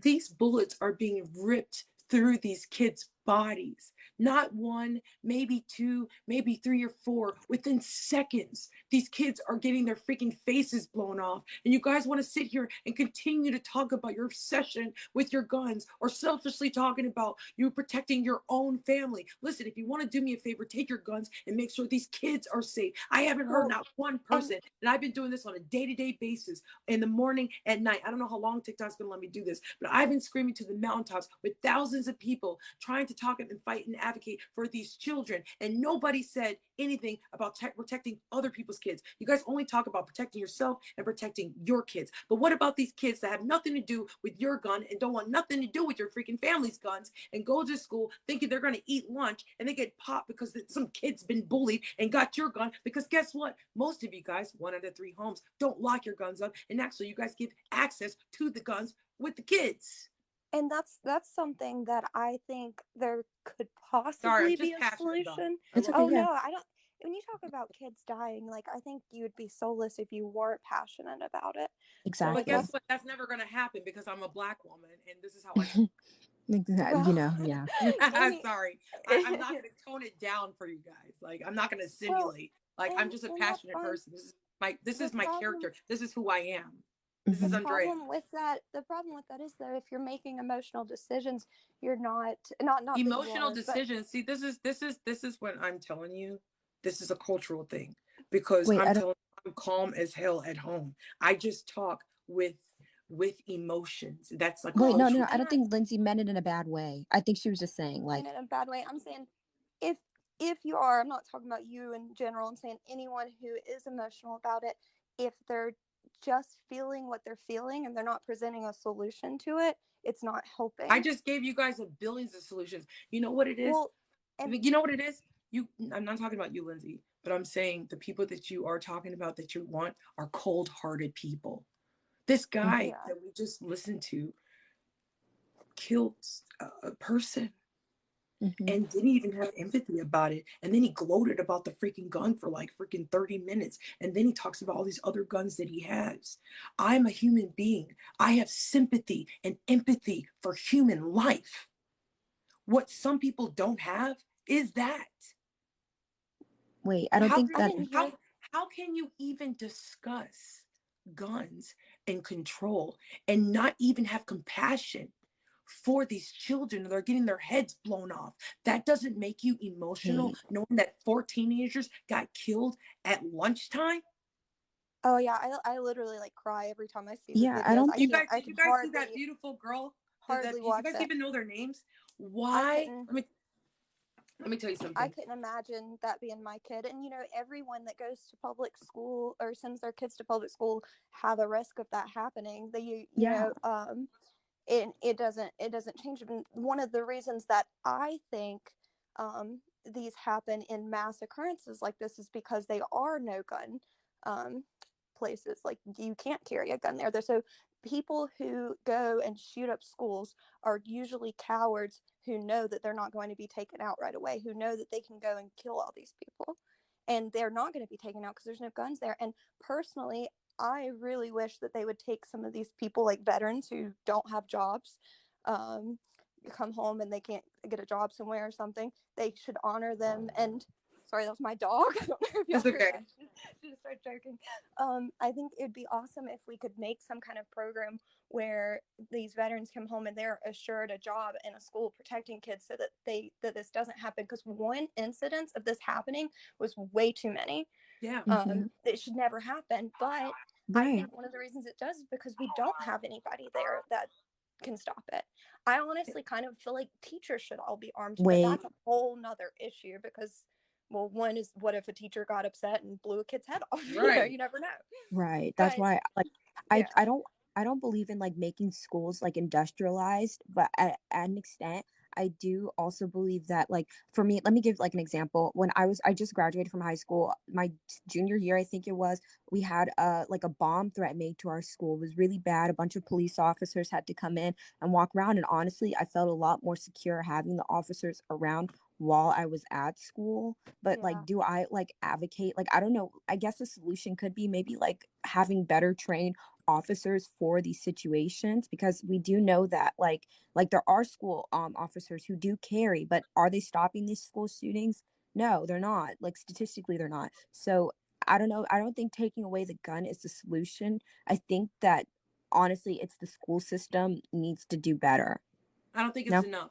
I think I am telling you that right now we have to treat America like a freaking child because people don't understand common courtesy. And common courtesy would be if you have a gun, you freaking lock it up. Yeah. If you have a gun and you have teenagers, you don't give access to teenagers that, if anybody took a psychology 101, don't have the cognitive development yet to make prudent choices, like that boy who shot some dude first thing. Right. Okay. Yeah. Maybe he had to use the gun, but it shouldn't have been his first thought. That to me was poor judgment right there. That he couldn't even have the audacity to even give a warning, to call 911, to exit out of a different door and or grab his brothers and sisters, maybe go into the basement, maybe lock himself inside the basement and then call. There was like no other options. Poor judgment. So wait, but also it that is like a high stress thing. Like if somebody breaks into my house, my dad's first instinct is to go and grab his gun because we don't know what the intent of the person is. I think it's being extremely courteous to be like, hey, what are you doing in my house? Or like try and sit down and have a conversation with somebody who could be potentially trying to kill me or someone I love, you know. Like obviously if my dad could say like he'd be like you know, don't enter or I'm going to shoot, and then that's it, and that's the only warning you get. But that's extending a courtesy. If there is a fire, how many layers of protection do you have before the house is inflamed? Well, I actually experienced. I have family who died from a house fire. So my mom, we have a ladder upstairs because we have it upstairs, and we all have fire extinguishers in our house. That is what, like, we were all trained on fire safety. Okay, so how many people have cameras? How many people? Okay, let me just tell you this, okay, because I help people move for a living. What neighborhoods, one, are you guys living in to where people are breaking in all the freaking time? I'm letting you know right now, I've lived in my house. We bought our house, 6 years ago? The only thing that happened to us in the 6 years of living next to a town called Gunwave in New Haven is we got our car stolen. That was the only thing that has ever happened. Nobody's going to get through our freaking door. We keep all of our windows locked and all of our doors locked. Our police station is probably maybe like 6 or 7 minutes away, if that. Mm-hmm. What kind of neighborhoods are you guys freaking living in to where you freaking think you need to be locked and loaded with AR-15s? Well, I live in a very well-off neighborhood. I live in right outside. I am judging. I'm sorry. Somebody said, girl, now you're judging where we live. Yeah, I am going to judge where you guys live. And not only am I going to judge where you guys live, I'm going to judge you guys because you guys should make sure that you're a part of the town meetings. You guys should make sure that you guys know your police officials. You guys always want to talk about back the blue, but you guys don't even use the blue, the gag. Wait, Andrew, so I live in a pretty nice house. I live in a nice house. You know, I live in I have one of the biggest houses in the neighborhood. The thing is, that makes me an automatic target. So and even then we can look at people who are like lower income, who don't have the opportunity to pay for houses that are expensive and well off. Like anybody can experience violence. You know, I just moved to Texas, but when I lived in Arizona, I lived in a nice house. My dad's car got robbed. Does it it's not where you live, it's the people around you. How would you feel if there was an American banning on all guns until further notice, right? So therefore everybody would have to give up their guns, and therefore nobody would be feared of gun violence deaths. How are you going to have a mass knife attack?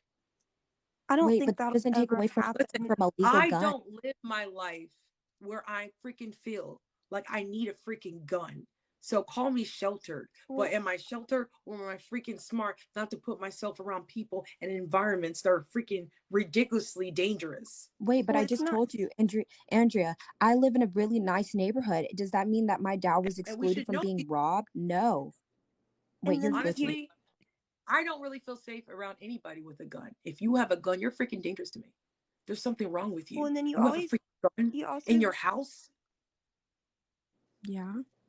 So guess you're what also people kind do? of negating. So let's talk about. Wait, go ahead, Lindsay. So here we go. Everybody. Wait, I think Lindsay wanted to make a point.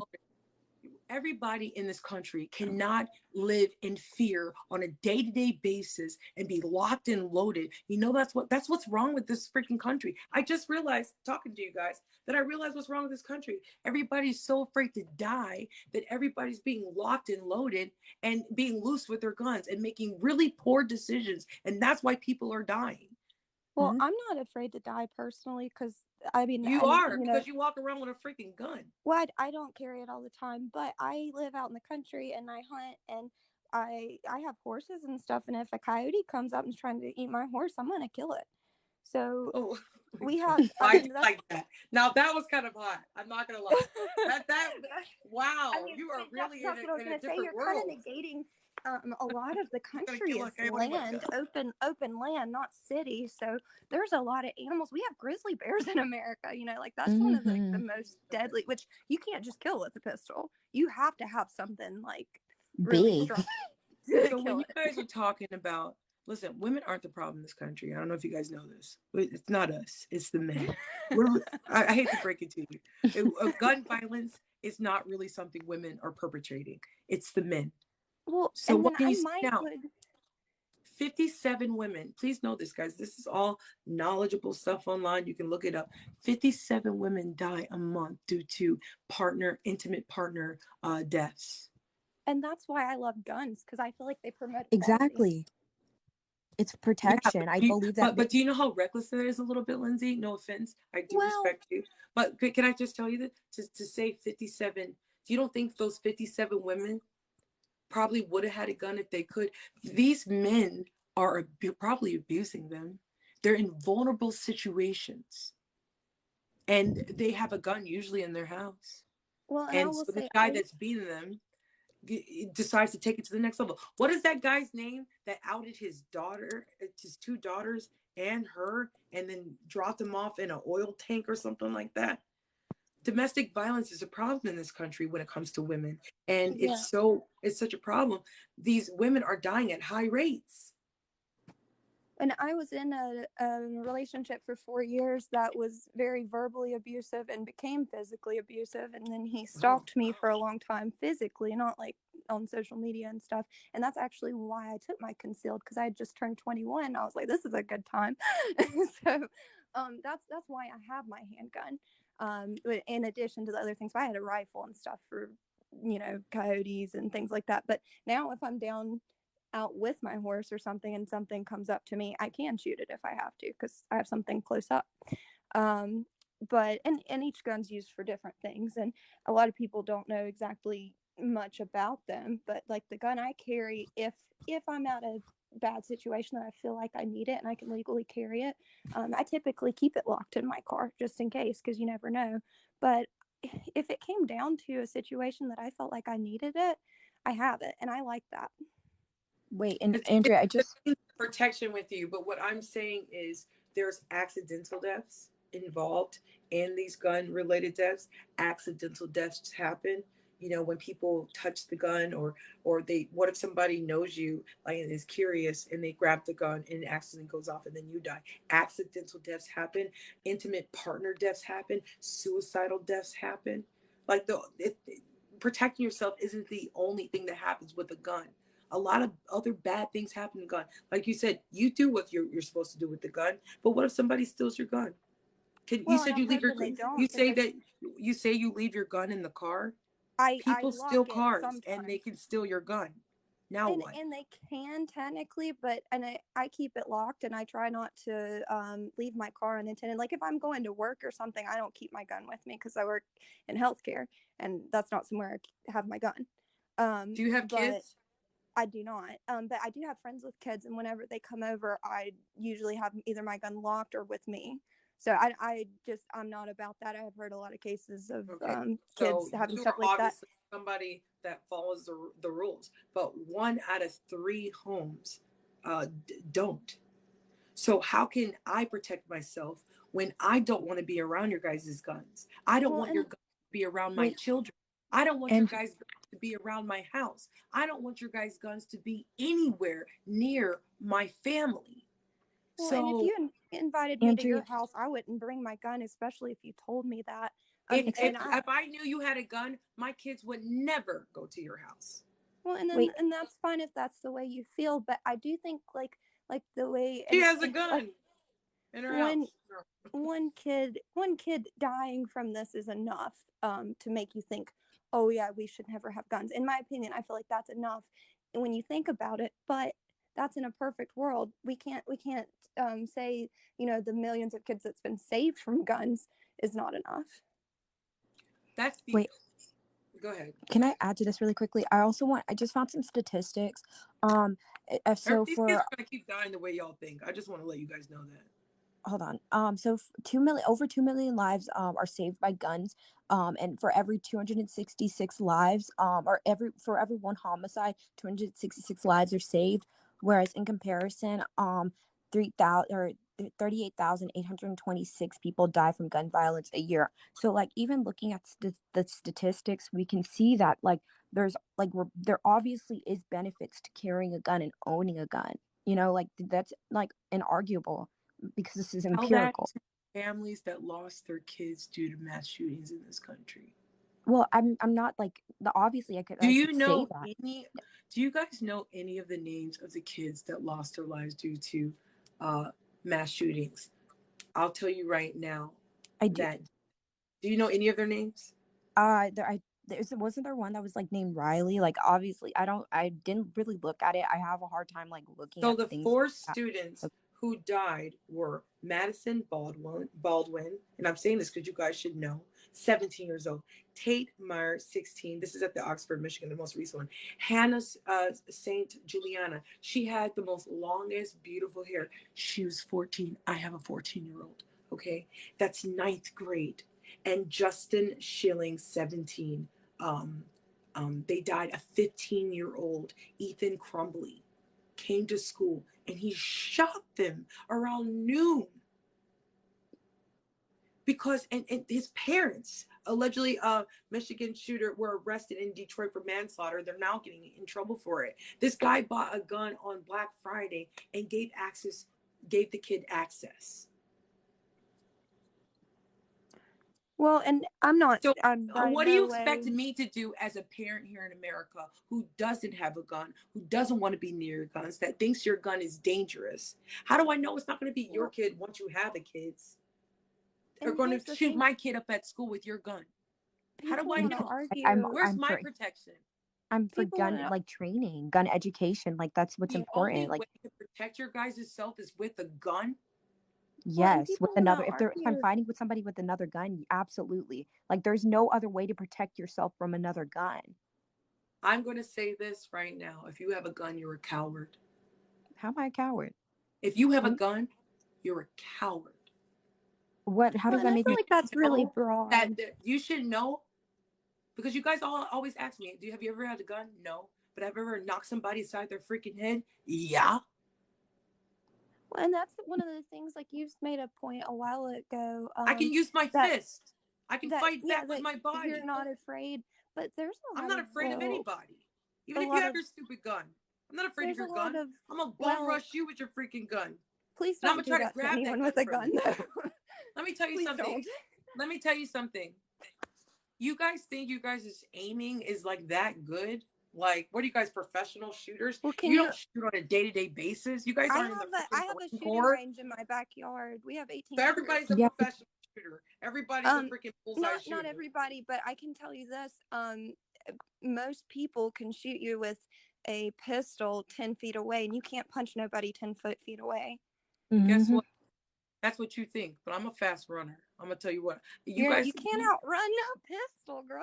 Let me tell you something. See, that's why people with guns are cowards, because you guys are not even understanding that there's an interaction that can happen outside your freaking gun. Wait, like what though? You're not explaining it. Like what I'm telling you is there are people that surf boards and there's people that body surf. You understand the two different types of people? Well, I don't need a gun to protect myself, is what I'm saying. I know how to use my fist. I know how to use my mind. Let me tell you something. I have been in situations where I thought I was going to die. I am a domestic violence survivor. He did not have a gun. He had a knife. And let me tell you something. Don't you hear me saying, like, I can freaking sock a dude or something? I have brothers. I can wrestle. I can fight back. When you're in a situation with somebody that is a predator, they are going to be 10 steps ahead of you. Okay? This guy was hurting me. And I grabbed a freaking knife, as anybody should. If I had a gun, he would be dead. But I grabbed a freaking knife, and he took the knife out of my hands. And you know why I'm survived right now, still to this day? Because I submitted. Because I freaking had studied enough to understand that I'm not going to win with a freaking guy if I'm in a freaking fight. And when he took the knife right out of my hands, I thought I was doing something because I had a knife. He took it right out of my hands. You don't think that can happen to you with a gun? You think maybe the only perpetrator is one person? What if there's 3 people?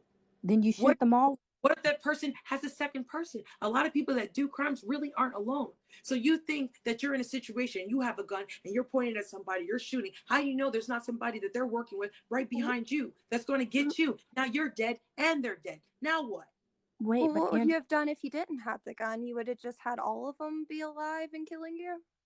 What I'm telling you guys is, you guys think you guys are protected with your gun, but you're really not. Wait, but I think I'm more protected than without it. Yeah, like I'm not that strong of a woman. I've taken karate classes, I carry mace on my keys, but I'm not that strong. I'm not going to be able to overtake somebody just by myself. That's why, like, I feel comfortable with a gun, so that if I am in that, like, situation where I'm being sexually assaulted or somebody's coming to jump me or whatever, I have a gun to protect myself. What I'm trying to tell you, Kitty, is that people that sexually assault you do not usually do it when you're on guard. They do it when you're vulnerable. The mass shootings are happening in vulnerable places. At and that's school, true. Where people are not armed. Everybody's got a freaking gun. Ain't no gun saved these 4 students that were shot in Michigan. When people are going to decide to take your life with an intent, premeditatedly, they don't wait for you to get an option to freaking go get your means of protection. Wait, but if you're concealing and if you're carrying on your own, you already have your. How do you explain that? But I just explained it. If I'm carrying and I have my gun on, wait, but it is though, because if I have my gun on my hip, I am protected. Like that's what, like, Texas allows us to conceal and carry without a license. I think, if I'm not mistaken, I can always have my gun with me. Like, I don't have to be without it. So I don't need to go and run back to my car to go get my gun because it's with me. And then I just pull it out and boom. Right now, California governor mimics Texas abortion law, reasoning with a threat towards gun lobbyists. I don't know if you guys realize this, but California right now made it, I believe, a new law, a new law that says that the people of the state can sue gun manufacturers if they sell AR-15s, assault rifles, or ghost guns. I thought that was freaking amazing. We have got to dismantle the NRA.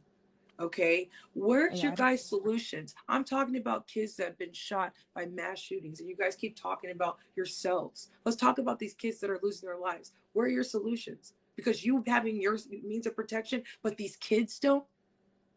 These kids don't have any guns. How are they supposed to protect themselves against your guys' guns that you guys don't lock up? Not Lindsay, but 1 out of 3 other homes. But I gave you a solution, and I don't think you really like my solutions. I told you, like, you want everybody to load up. No, I don't want everybody to load up. I want the schools to do better when it comes to mental health. I want parents to do better when it comes to locking up their guns. I think that gun safety should be taught. I think that should be a required course. I think gun that safety.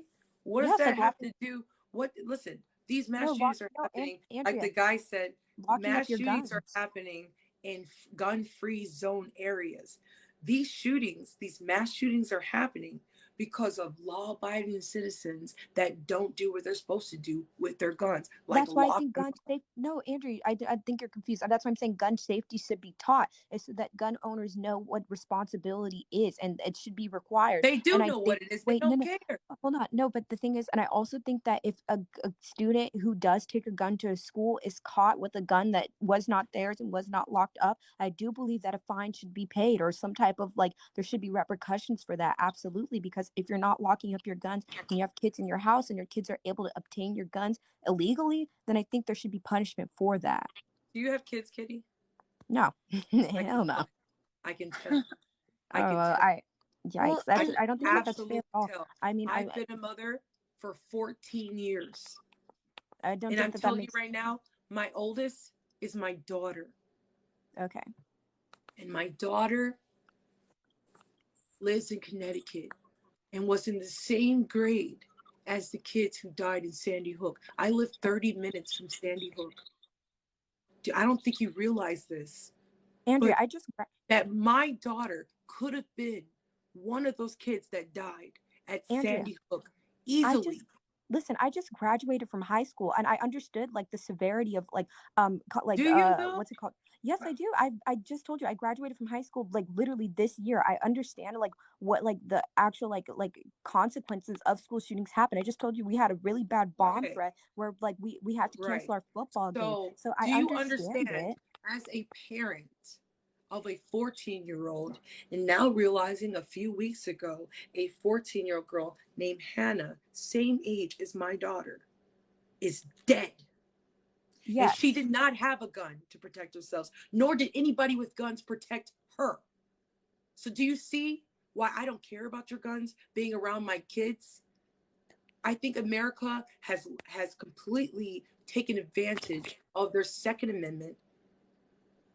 There's too many criminals with guns, too much mental illness in this country, too many suicidal rates that are not being taken care of. Once we get our mental illness under control, once we get our guns under control, more guns in this country than people, once we get the homicidal rates down, all of the numbers just in general, as far as gun-related deaths down, then we could talk about you guys getting your guns. But until we get our guns under control, I think we need to dismantle the NRA, and we need to get the guns out of everyday people's homes. If you want to go hunting, keep the guns on hunting grounds. If you want to have a gun for protection when you go out into the city, then I guess you can have one to walk around.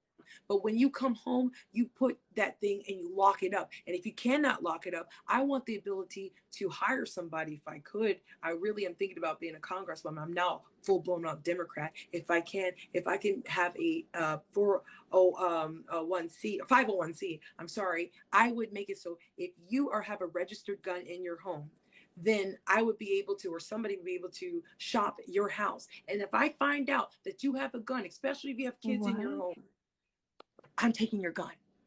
Do you understand? It's called stricter laws. Well, I've been shooting since I was 6, and I think a lot of it's got a lot more to do with the discipline of the parents and the sanity of the kid. And like, you wouldn't ever have a kid that has mental health problems around a gun. You wouldn't. But they do. Some people would. But that's more of a people problem. And everybody's like, oh, it's not guns that kill people, it's people that kill people, and all that. Everybody's heard that. But the thing is we do have a people problem in America. We have a bad people problem, and I think that's, you said it, Lindsay. We have a people problem, and this is not just really just with gun laws. This is also with racism in our country. Until people can get their morality checked, I think we should restrict guns, if not ban them. And that's the problem is we have, like, in North Carolina, we have gun laws, and I don't know. I just feel like I don't think it's really taking guns out of bad people's hands. The only people that are going to listen to gun laws are good people. And you can go to flea markets and stuff and trade guns, and you're never going to be able to account for all the guns. Most guns aren't registered in the state of North Carolina. You have to have your concealed carry, but you don't have to register. My husband, to be engaged, is a correctional officer. He does not have a gun. And guess what he does in his jail? Probably on a weekly basis with his other COs. they sweep the cell blocks. They break them down to make sure they don't have contraband. Well, Yeah, isn't it a law Well, that's we the got to that prison. do that. if you work in a jail, you're not supposed to carry a gun in case an inmate takes it from you? Exactly. But Exactly. that's when you're a little Exactly. more vulnerable though, because you're like right there with them. I think that the same type of laws that they have, and I swear to God, in my husband's prison is things that we could learn from. I don't think it's crazy to go in people's homes and make sure that there's no felons that have guns. Okay, if you are a felon, in this country, if we simply just if you are a felon in this country, we should have the right to check you anytime we want. I You think that are that's fine with me. I feel That's like that. totally fine with Like, me. wait, anything that's can classify what as if a the felony though. stricter We have laws people. what if the stricter laws were added to that? What if we enacted that and says if you've been in trouble with the gun or are a felon, you are registered into a database, much like a sex offender, and an association of civil police people in this town, even if they want to allocate to do so, can go to your home, and an association of civil police people in this town, even if they want to allocate to do so, can go to your home or maybe to your job and check you. And I'm telling you right now, there are criminals out there right now that are walking freely with their guns because they don't think anybody's going to do anything about it. Wait, but Andrea, what about felons who are non-violent? There are plenty of people who are in jail for felonies right now who have just gotten felonies for stealing, or selling drugs. Like, I don't think. If you're a felon, can you work at some jobs? No, because you I can can't. think right now, I can't You think can't of vote one either. decent job you can have as a felon and work. Can you live in some houses? When I give people an application to rent a house, guess what it says on the application? Have you ever been convicted of a felony? Yeah, and I don't think that's. If you have a felony in this country, you really can't live in a lot of places. You really can't work in a lot of places. Yeah, you as soon can't as vote. You are a registered felon, your rights have been stripped from you because you abused the law. Wait, but my thing is, if you've paid the time, so are you guys really protecting, Kitty? I love you, but are you really protecting criminals? Because you guys are quick to put a bullet through them, but you're not quick to enact these laws that will keep the guns out of their hands. No, but the thing is, I'm not. No, but the thing is, Andrea, I'm not anti-felon. I actually believe that felons are care about the guns so much. Wait, but hold on. Wait, hold on, Andrea. I think that felons deserve more rights. I don't think that felons should I think that after they do the crime and they after they do the crime and they've paid the time, they should be able to do normal human things again. Like, I don't think that a felon should not have the right to vote because they're paying taxes. I don't think felons should be restricted from jobs can people that are felons vote? What? No, depending on the felony, no. So once you're a felon, right, your rights will be stripped from you. You abuse the law. You have poor judgment calls, and therefore you cannot have a gun. That's literally a law. So just making sure you're abiding by the law would just be a preventative measure that could save lives. What about people who are unwrongfully convicted? Like, what about people who go to jail, do the time, and don't lawyer up and go to court and fight legally? Yeah, but I don't think either of those are really good answers because you can't say what if every circumstance, and you also can't just say lawyer up because you still might not win. Okay, no. So you guys care about felonies, okay? Felons, that to me, I don't think I really care for felons to have guns, but it depends. I think it depends on why you're a felon. For one, so nonviolent crimes. When I think of the guns in this country, I see layers. Okay, we have an argument here on one of the layers that criminals have guns, right? And you guys that are law-abiding citizens want to keep your guns. When I'm telling you as an anti-gun person that I'm proud to say that I am and don't need a gun, that I can't tell who is the criminal and who isn't, because it only takes 1 second to make a poor decision. And now, guess what? you're a criminal. So I don't know if you guys saw this on TikTok. Did you guys see that black guy who was dating 2 Asian women, and one was pregnant? I don't know if you guys saw this. It's actually trending right now on TikTok. He had like a nursing job and was no problem at his work or anything, but he was going through a divorce with his wife, and he had has a kid with her, and she put him through a horrible divorce separation case, and made him start having depression and things like that. Then he got a girlfriend, got her pregnant. All of a sudden he felt like he was like, and he did it all on TikTok. I don't know if you guys saw that. He videotaped the whole thing on TikTok, and he goes, you know what, you guys, don't stress men out or something. It's very serious. And then he goes, I can't believe I'm telling you guys this, but he just he just shot the girlfriend that was pregnant. What? Really? This is on TikTok. And then he went to the wife's, and this is all on TikTok. I seen it, like I had to watch it like 100 times, over and over again. And then he's talking on TikTok. He's like, I can't believe I just did this. He shot his girlfriend that's pregnant, and then he went to the ex-wife, and he goes, today's the day, and he opens the door, and the camera goes cold. He decided to kill his baby mamas because you know what? He just freaking had it. Dang. That's what it takes. It's just 1 minute. All of a sudden, you're popping off. Dang. You know what I'm going to do? I'm going to find it. I've seen it so much on TikTok. I'm surprised you guys haven't seen it. I haven't seen it at all. Oh, somebody's saying it's Facebook Live. That's what it was. You guys saw that? It was a black guy. He's like a nurse, and yeah, and then he killed the girlfriend that was pregnant and the ex-wife because he said today's the day. Today's the day. That is what mental illness is in this country, and with all of our loose guns out there, who's next? Who's gonna pop off next? And what does that take for somebody to freaking pop off? Just one thing, really, just the straw to break the camel's back. Well, and I don't know. I think that one of the reasons you're talking about suicide rates of people 60%. shooting themselves and 60%. everything. I mean, personally, and I don't want to commit suicide, but if I thought about suicide, I think a gun would be the best solution. Not that there's a good solution or a good choice to make or whatever, but it's the most immediate thing that can kill you. It's probably the most humane way you could kill yourself. And I would think that would be why that's the choice. But if somebody's dead and determined, I guess that's not a good way to say that. If somebody's bound and determined to kill themselves, they're going to do it. That's what everyone always says. And yeah, they'll figure out a way. They would jump off a bridge. They would wreck their car or something. I think the reason that they chose a gun is just because they think it probably hurt less. But those people, they want to be free of hurting, so they're going to find something. Mm-hmm.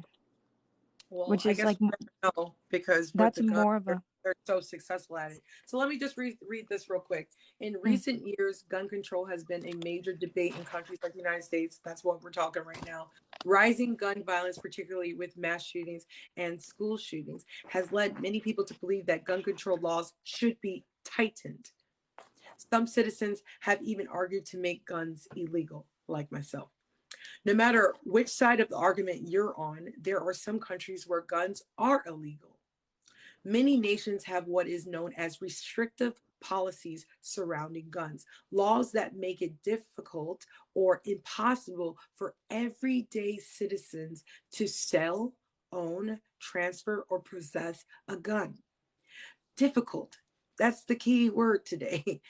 Other nations are permissive, which means that a firearm license will be issued to citizens who meet legal requirements. The United States has the highest rate of gun ownership with 120.5 civilian firearms per 100 people. Let me repeat that. 120.5 civilian firearms per 100 people. That's more than people, right? That means that there are more guns in the United States than there are people. In the US, guns are regulated at the state level, so gun laws vary considerably between states. So don't you think if we all had the same gun laws across the board, that could be a nice peace of mind and layer of protection, knowing that no matter where you go in the United States, that we're all going to have the same gun laws and not loose ones and tight ones and all over the freaking place. Okay, so today we'll focus on the nations around the world where restrictive policies are in place that make it illegal or extremely difficult for ordinary citizens to own a gun. Those nations are China, restricted; Eritrea, I don't even know where that is, banned; India, Indonesia, Iran, Japan, Lebanon, Malaysia, North Korea, Singapore, Taiwan, Venezuela, and Vietnam. Okay, so for people to say that guns will never be restricted or banned in this country, well, I say that's not true because it has been done in other countries. And there are some of those countries that I mentioned, not all of them, that have had a successful um, rate as far as like lowering gun violence deaths. So don't you think that in our country that we should at least have more tightened? Shouldn't we learn something from some of these other countries Yeah, but that have lowered their gun violence? wait, the thing is, none of these countries. Hold on. None of those countries have like the same rate of illegal guns as America does. Like America has millions and millions of undocumented illegal guns in the country circulating from like drug trade, or not drug trades, but gun trades and etc. So like it's a false equivalency to even compare some of those countries to America, because America's rate of guns is extremely high. Exactly.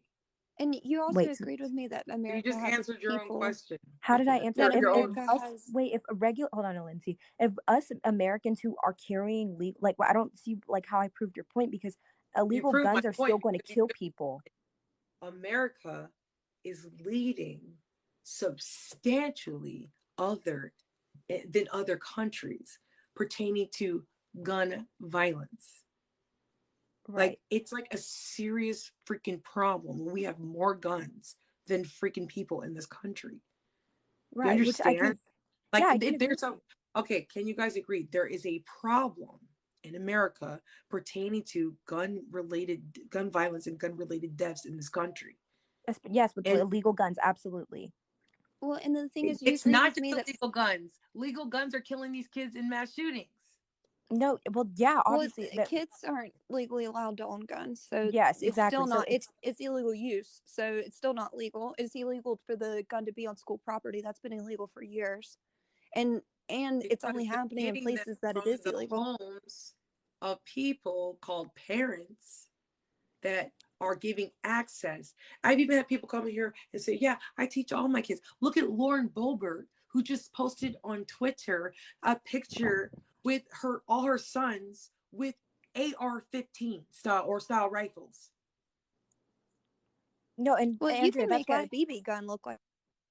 They look like AR-15s. That was Andrea, that's why I'm advocating for, if kids do go and shoot up schools or do mass shootings or whatever, then the parents who did not have this gun locked up properly, or the parents who weren't doing what they were supposed to as a safe gun owner, should be fined or should face jail time for it. Like, I'm advocating for that as like a possible consequence for that. Like, I feel like that I don't have the numbers for how successful that could be, but I can like assume that people would start locking up their guns if there was consequences for it. Right now, I want to talk about Norway. The gun laws in Norway are very strict, regularly regulated, and work very well for the 5 million people who live there. Automatic weapons are prohibited to civilians unless they are collectors, which I don't see how they do that. The youngest age anyone can own a handgun is 21, and there are only a couple of reasons citizens can get a gun in the first place. Well, and then that's another thing, is you agreed with me when I said that America has a people problem. And when we have, I love America. I love living here. And I just believe that you should support where you live and who you are, because I want what's best for the nation. I want the nation to thrive. But America's not the greatest place to be. We have a horrible people problem.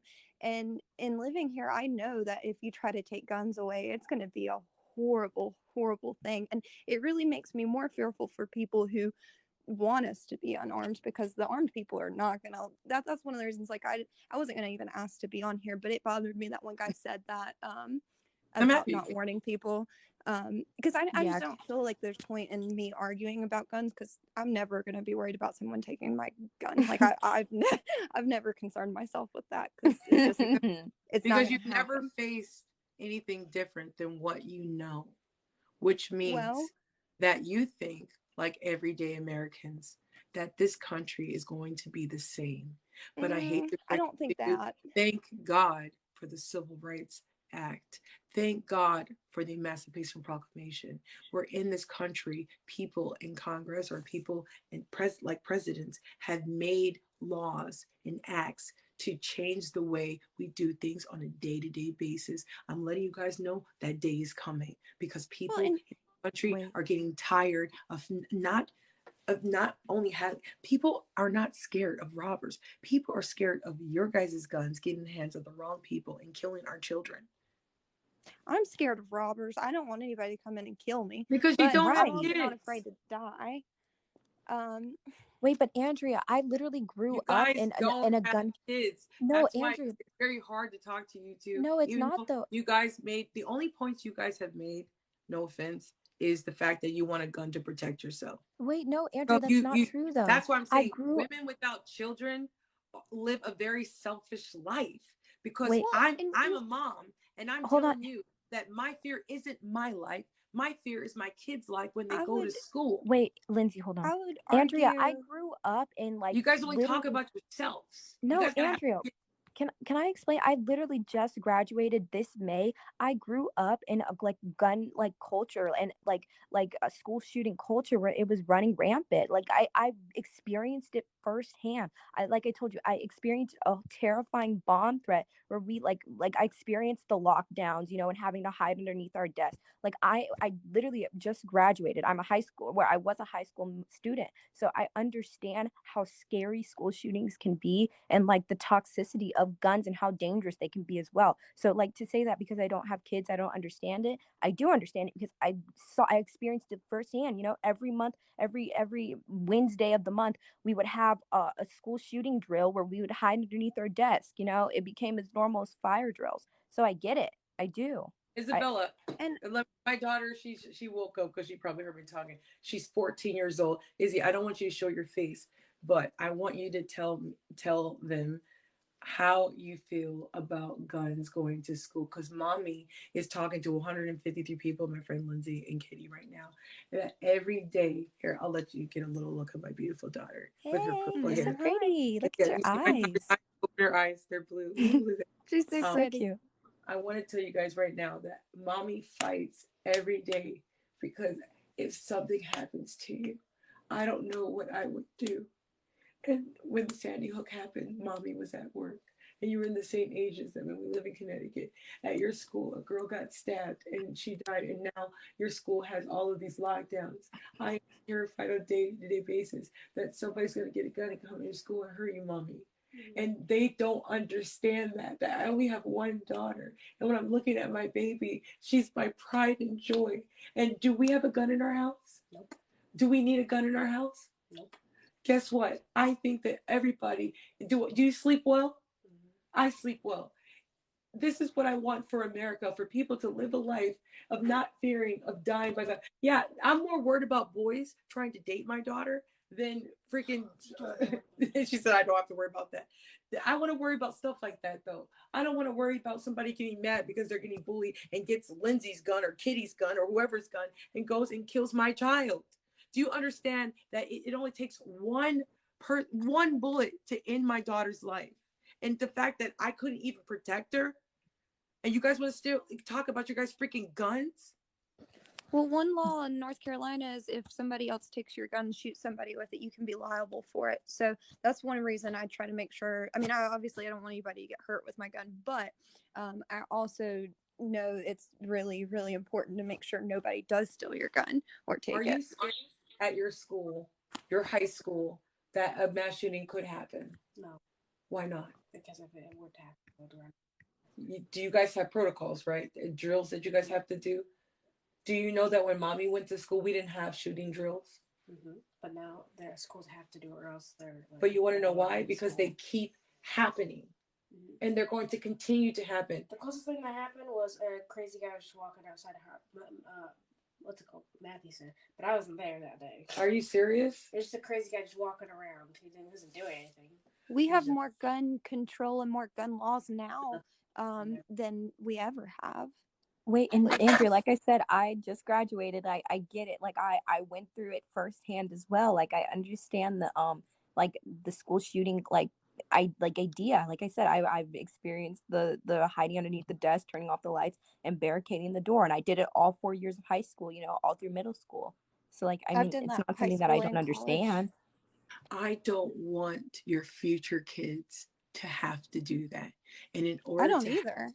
In order to have the safety that I think needs to be penetrated into society, is we got to get control of these guns. But how do you say we can do that? How do we do that? We need to have the strictest in the whole world laws. The strictest. We need to completely get back into a society that values public safety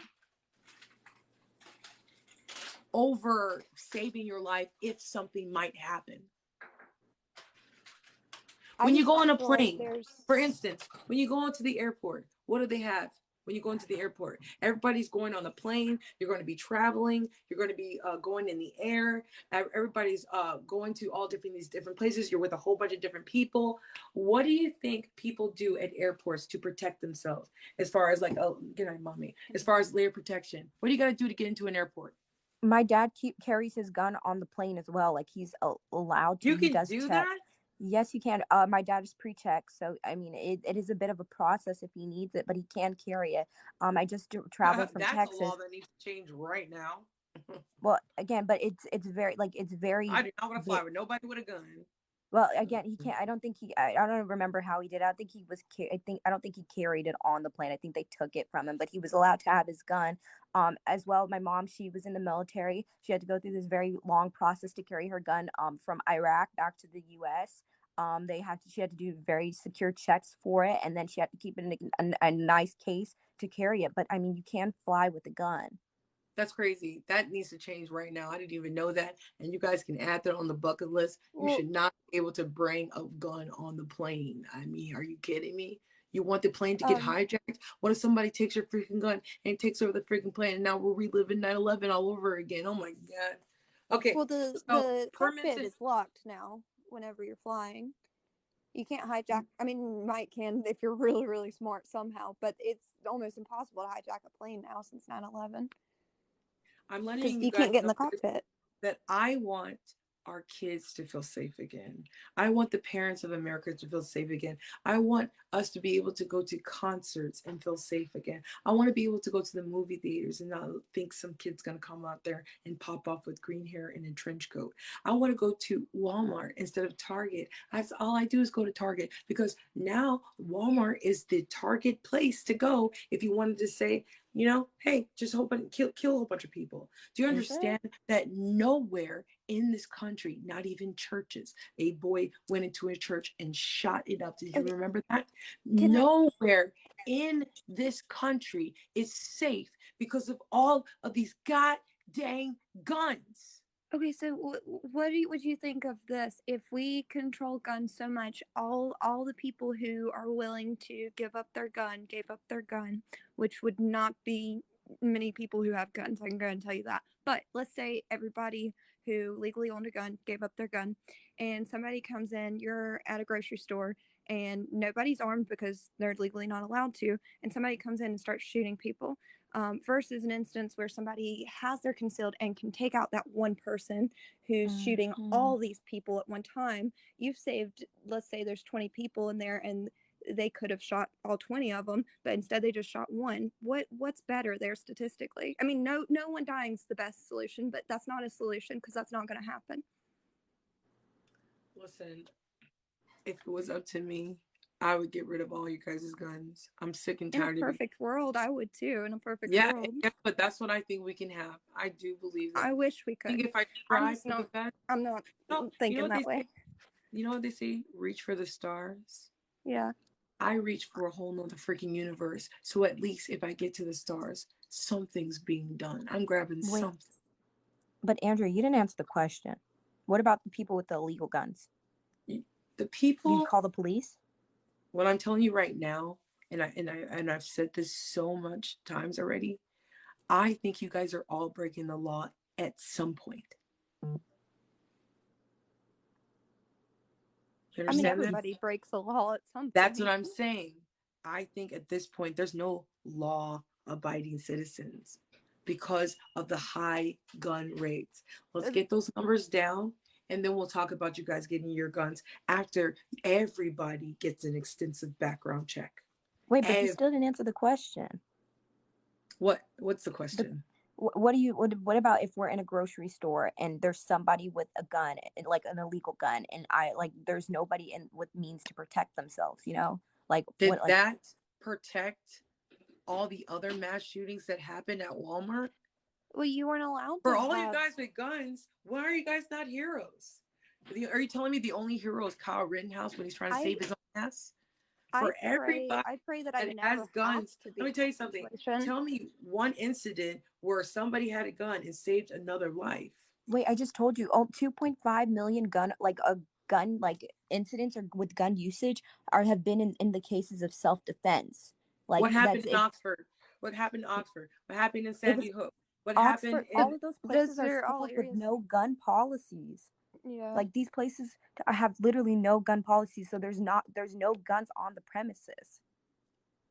If, and I hope this doesn't happen, you have a kid one day and there's a mass shooting, and a mass shooting happens at your guys' kid's school,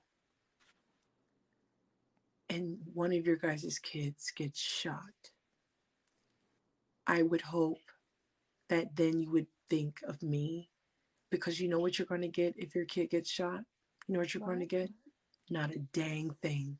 You're going to get the world saying, this is what you're going to get. You're not going to get no hashtag, no BLM marching, no protesting. Nobody's going to freaking come over. And you know what people are going to say? I want to send you my condolences. And you know what? You might not even get pie sent at your door. You're probably just going to get a whole bunch of people that you never see on Facebook sending you prayer hands emojis.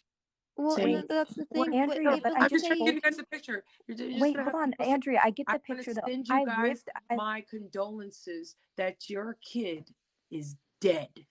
Wait, Andrea, I lived through a bomb threat at school, a high school student, where we had to hide for several hours, where police officers for the rest of the day were there were 9 or 10 officers walking around our entire school. Like, I've lived through it. Yeah. There was quite literally a bomb threat at my high school and in college. Somebody brought a gun. What are your thoughts about these kids that are dying because people are getting their guns from their parents who give them guns and leave them locked and things like that? My thoughts on that is I am just baffled by how that happens. And obviously who cares? Because it has happened. I don't understand how it happens. I don't know if you've ever loaded a gun, but it's not easy. So I almost would think that the parents are, I mean, obviously they're part of the problem, but I feel like they are the complete problem, because I don't understand how they even know how to load it, or so how do we know who the parents are? So how are we supposed to find the parents? What do you mean? How are we supposed to find the mental ill? How are we supposed to find the criminals? How are we supposed to find the parents that aren't locking their guns like they're supposed to do? How are we supposed to get to? And that's what makes this whole thing controversial, that are beating these women. Well, how are we supposed to get to these people, these bad people, because they're not law-abiding citizens, and making sure that they don't have guns? How are we supposed to get to the felons when you guys sat there and stuck up for the felons and said, well, you know, they might have been a felon, but maybe they might be rehabilitated? How are we supposed to get the guns out of their hands if nobody does anything ever? Well, I don't think anybody should. People shouldn't do anything. I just don't think that at all. It sounds like it. But this tell is me America, what they should do. and I feel protected because I just gave you a whole scenario of if it was your way. What I'm saying is, I have had it with your guys' freaking guns. Mm-hmm. I live my life on a day-to-day basis. I'm an everyday American. I work. I'm a realtor. I meet people from all walks of life. I'm in houses with strange men. And I'm telling you, a few times, and I've told you guys this, I felt that I was going to lose my life. And just the thought of somebody having a gun while I'm showing a house makes my life a lot more riskier on a day-to-day basis, knowing that people have their freaking guns all over the freaking place. I don't feel safe at all in this country because of you guys' guns. I am sick and tired of living in fear because you guys have your freaking stupid gun hobby. And you wouldn't feel safer carrying your own gun if you had gun let safety? me get locked and loaded and possibly kill somebody because I think my life is in danger. But do you know how guns operate though? Like, do you know how to load them? Do you know how that they all have?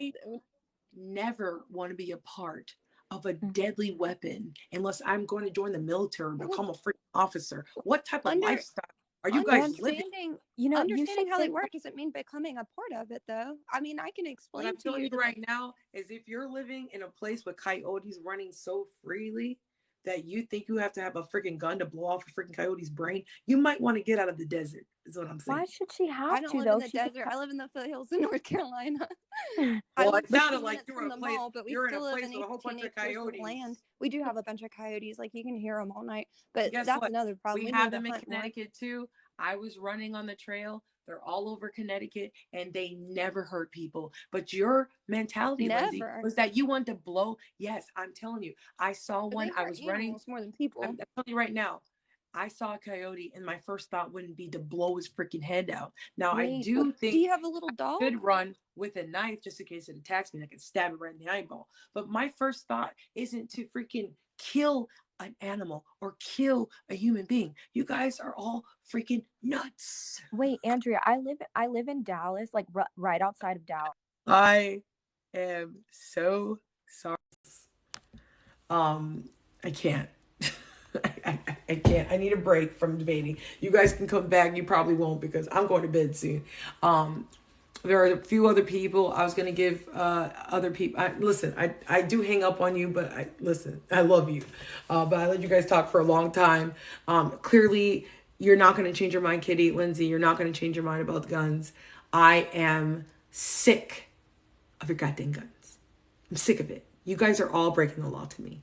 Like, I'm just done. Like, if I could, in my mind, I go to all of your guys' houses and I check you right now to make sure you guys have your guns locked. And guess what? 1 out of 3, you guys' guns aren't locked. So I would have to confiscate that. Yeah. And then I change into a tool, a garden tool, because they're doing that here in Connecticut, called the buyback program. And I change them into little tools so we can create a green farm with lettuce and tomatoes. And then they live a peaceful life without worrying about dying from guns. Okay.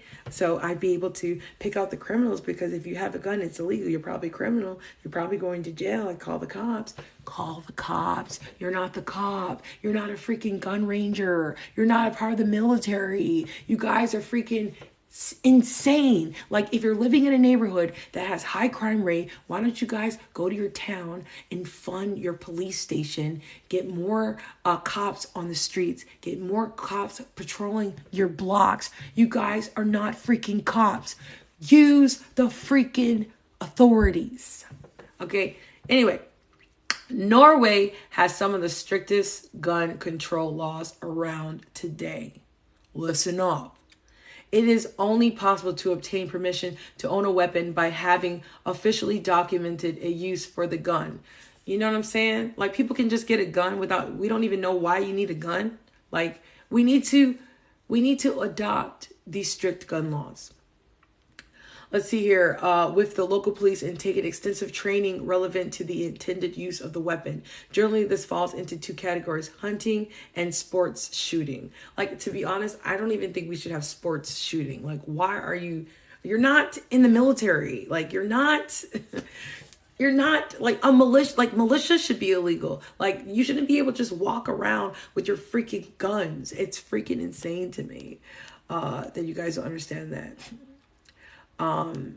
Sports and competitive shooting, like, why the heck do we need that? We don't need that. Types of guns owned in Norway. Let's just say our because of the laws and the culture of the firearms, there is a fairly limited variety of guns in Norway. There's limited. Don't you understand that in America we have too many?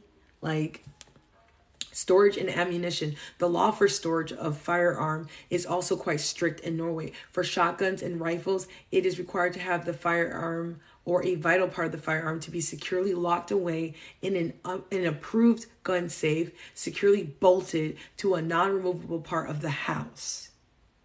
Can we do that, people? Because that doesn't really exist, does it? I mean, you guys can pick any little lock and key. No, we need to follow Norway's lead here. Norway plans to ban semi-automatic firearms as of 2021. Okay, Norway is doing that. America needs to do that today. We need to ban semi-automatics right now.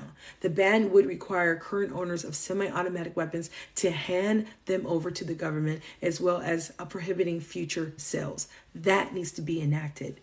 It is estimated that the law change will affect some 2,000 gun owners in the country of 5.3 million inhabitants. The bill allows for several exemptions, in particular for shooting sports. There are countries that have restricted guns and have been successful at lowering their gun violence rates and numbers. We need to do that. We're not even entertaining to do that. All right, so I'm gonna let a few other people talk, and then I gotta go. My friend, how are you? Go ahead. Do you guys have anything? Absolutely ridiculous how disrespectful you've been to people. Okay. I'm so sorry that you don't like the Andrea show. Good day. Like, no one made you be here, so goodbye. Let's see, Haiti, which is a girlfriend that has been here. Yeah, Haiti's great. I don't know what their pronouns. Norway has 5.42 million people. USA has 329.5 million people. And guess what? We still have more guns than people. Hi, Haiti. What's up? Why you kicked our girl Kitty off? No. I tell everybody that this that I do hang up on you, but you can't take it personal. I even do that with my own family members. Like, when I'm talking to you guys for a long time, you know what I'm saying? I gotta keep it going. More people want to talk. It's all right. Yeah, no, you're right. Because sometimes it'll go on for like hours, and you'll have. Do you guys know how long I've been doing this? It's freaking almost 2:00 in the morning in Connecticut. Like. Yeah. Oh crap! And I think I talked to Kitty. I talked to Kitty and Lindsay for probably like an hour. You're right. I didn't even realize it was almost 2 a.m. in Connecticut. Yeah. What is your thoughts? Yeah, it's freaking nighttime. What are your thoughts about what we talked about? I think Lewis and I are probably the same. I think we're both. Are you pro gun? I'm in the middle of the road, so nobody likes me, but I definitely want to say I support guns for women. Like, it's so rarely a problem, and they're at such risk in American society. I can't go anywhere else with that than women have every right to arm themselves in the world we live in, and guys suck. Sorry. Well, women aren't the problem when it comes to gun violence deaths. Yeah. It's a dominated man issue.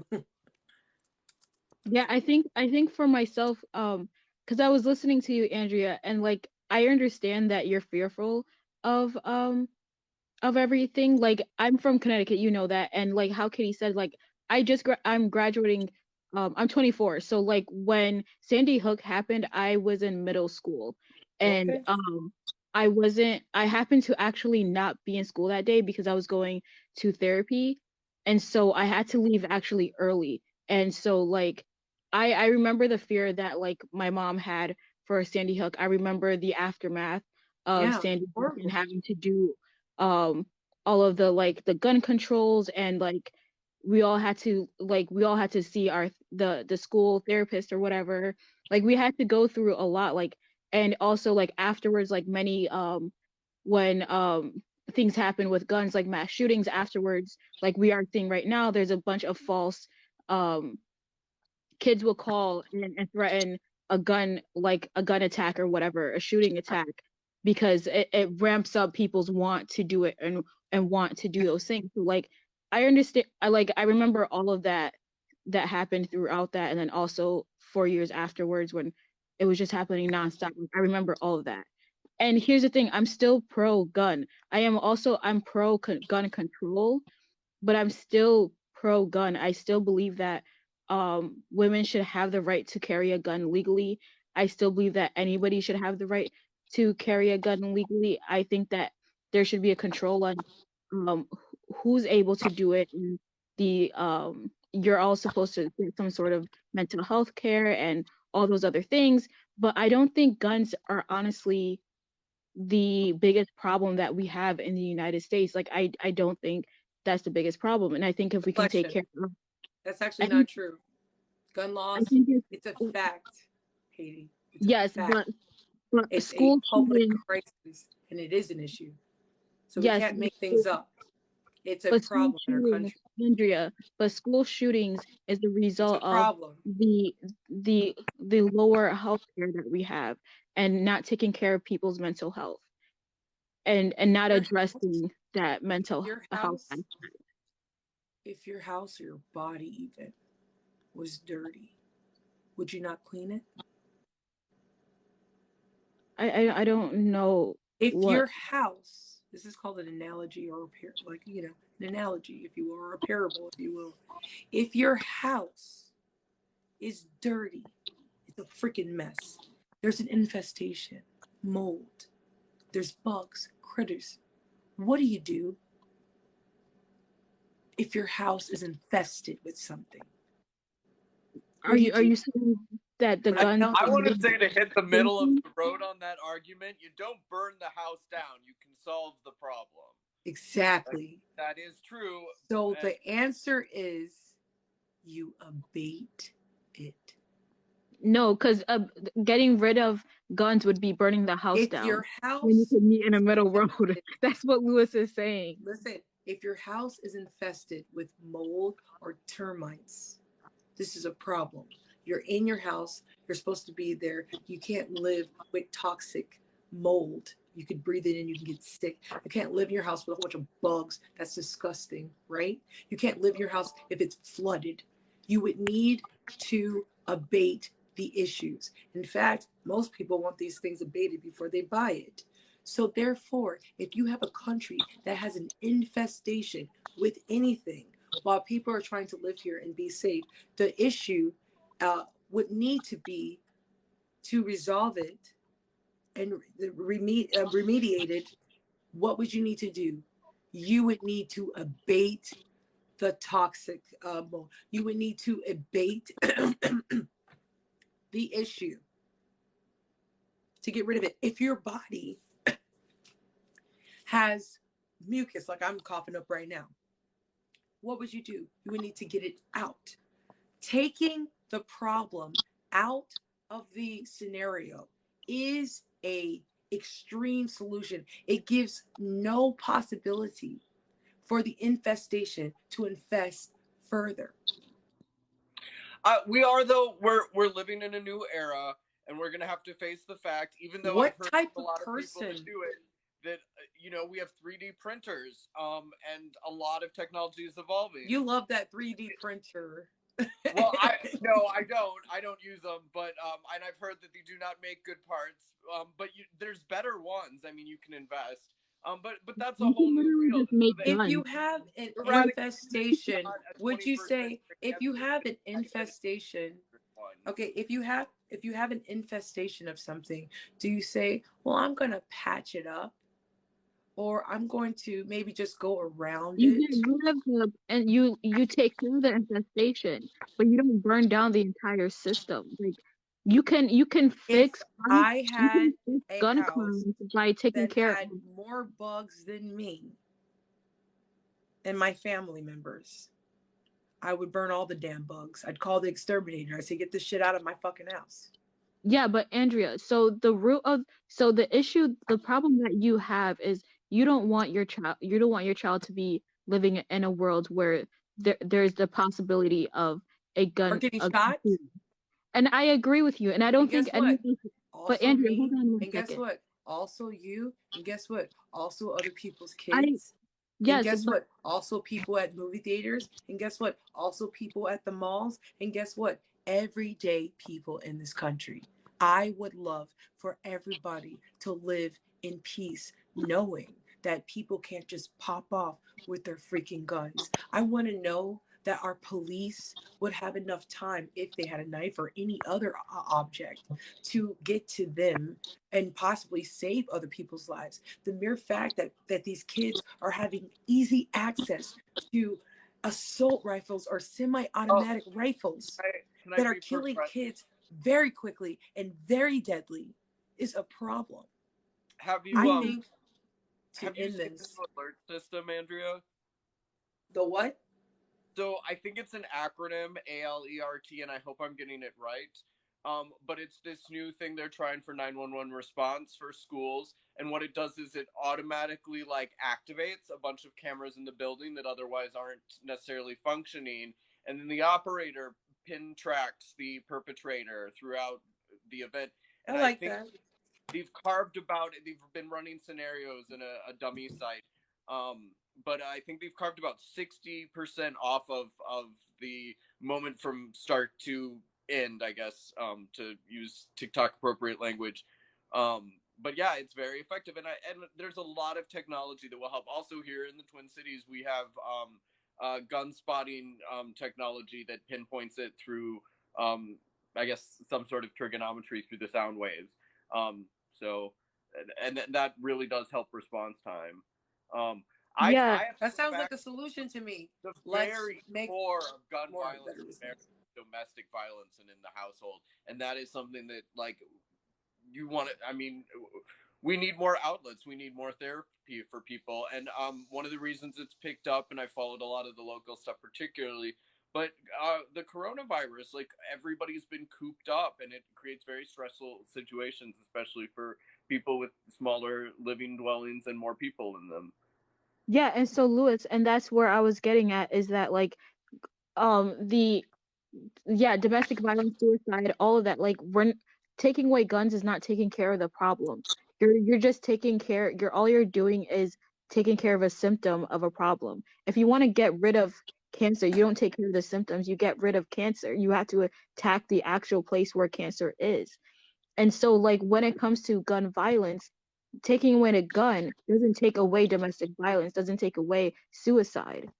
Right now, those places in Norway, hold on, Andrea, those places in a world that had a cure. But Andrea, let's think about Norway. Norway also has a knife issue. So, but like Norway also has a knife issue. So domestic violence because people are just stabbing each other. They want too many band-aids. They want to go around the situation. I want a cure for gun violence in this country. But that's the cure for gun violence. The cure for gun violence is getting rid of, is taking care of poverty, is taking care of mental health. That's the cure for gun violence. Taking care of the fact that when the majority of reasons for domestic violence is because there's a lack of health care and there's poverty. So people are stressed because they can't take care of themselves. Poverty has nothing to do with kids getting shot up in schools. It does have a lot to do with it. That's a little bit aside, although I look at the Crumbly situation and I have to wonder if poverty wasn't a factor, not the whole thing. COVID's not the whole thing. Yeah, it's not the whole thing, but it's a part of it. Therapy's not the whole thing, but that's why you need lots of comprehensive solutions. And it's a stupid argument, but the people that bring up knives are right. I've seen domestic violence situations with knives. Women need shelters to go to so they can get out. It would be nice if those guys surrendered their weapons. A lot of the time, we have all those things today. We have all those things today, and people are still dying. People are still dying. Woman, and they were awful. So it is stressed to the max right now. Listen, if you guys want to have your gun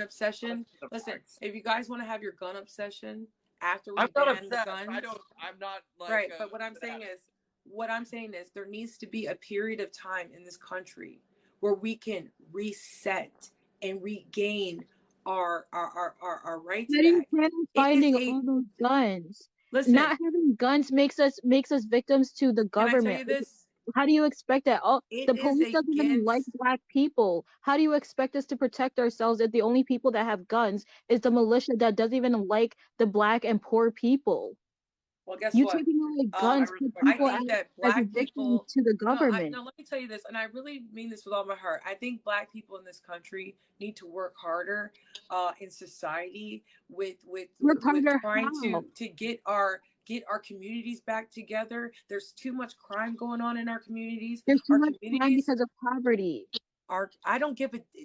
What is poverty So to me? take care of poverty. Take care of the mental health crisis. Take Are care of you the fact telling that people me? can't find Are a you job. telling me? Take care of Wait, hold those on. things, and you will take care of everything else. Man, Give people a minimum. Give people a basic income. Give people free healthcare. Give people free education. Tell I people also stop want being to say I am freaking. so on board. My mayor, Melvin Carter. We have poverty is not an excuse. Program. Poverty is an Andrea, poverty is an excuse for you people come from to get away with being privileged criminals. background. You come from a privileged. Everything that you talk about is not based in fact. It's based You in want to know anecdotal why? evidence. You want to know Everything why? that you say You want to is know I, why? I, I. You want to know It's why? very self-centered. You You never want to know consider why? the entire Want to know why? community. Do you It's want to know extremely why? self-centered. Do you want to know why? You're Do you want to know why? self-centered. You want to know why? Do you want to know why? Because I'm I pretty mean, sure my brother's in jail. You want to know something? okay. I'm What pretty does that sure. have to do I'm with pretty sure my anything else? brother's in jail right now. Okay. And I'm pretty sure he had a gun. And I'm pretty sure he came from the same background I did. And I'm pretty sure he made poor choices his whole goddamn life.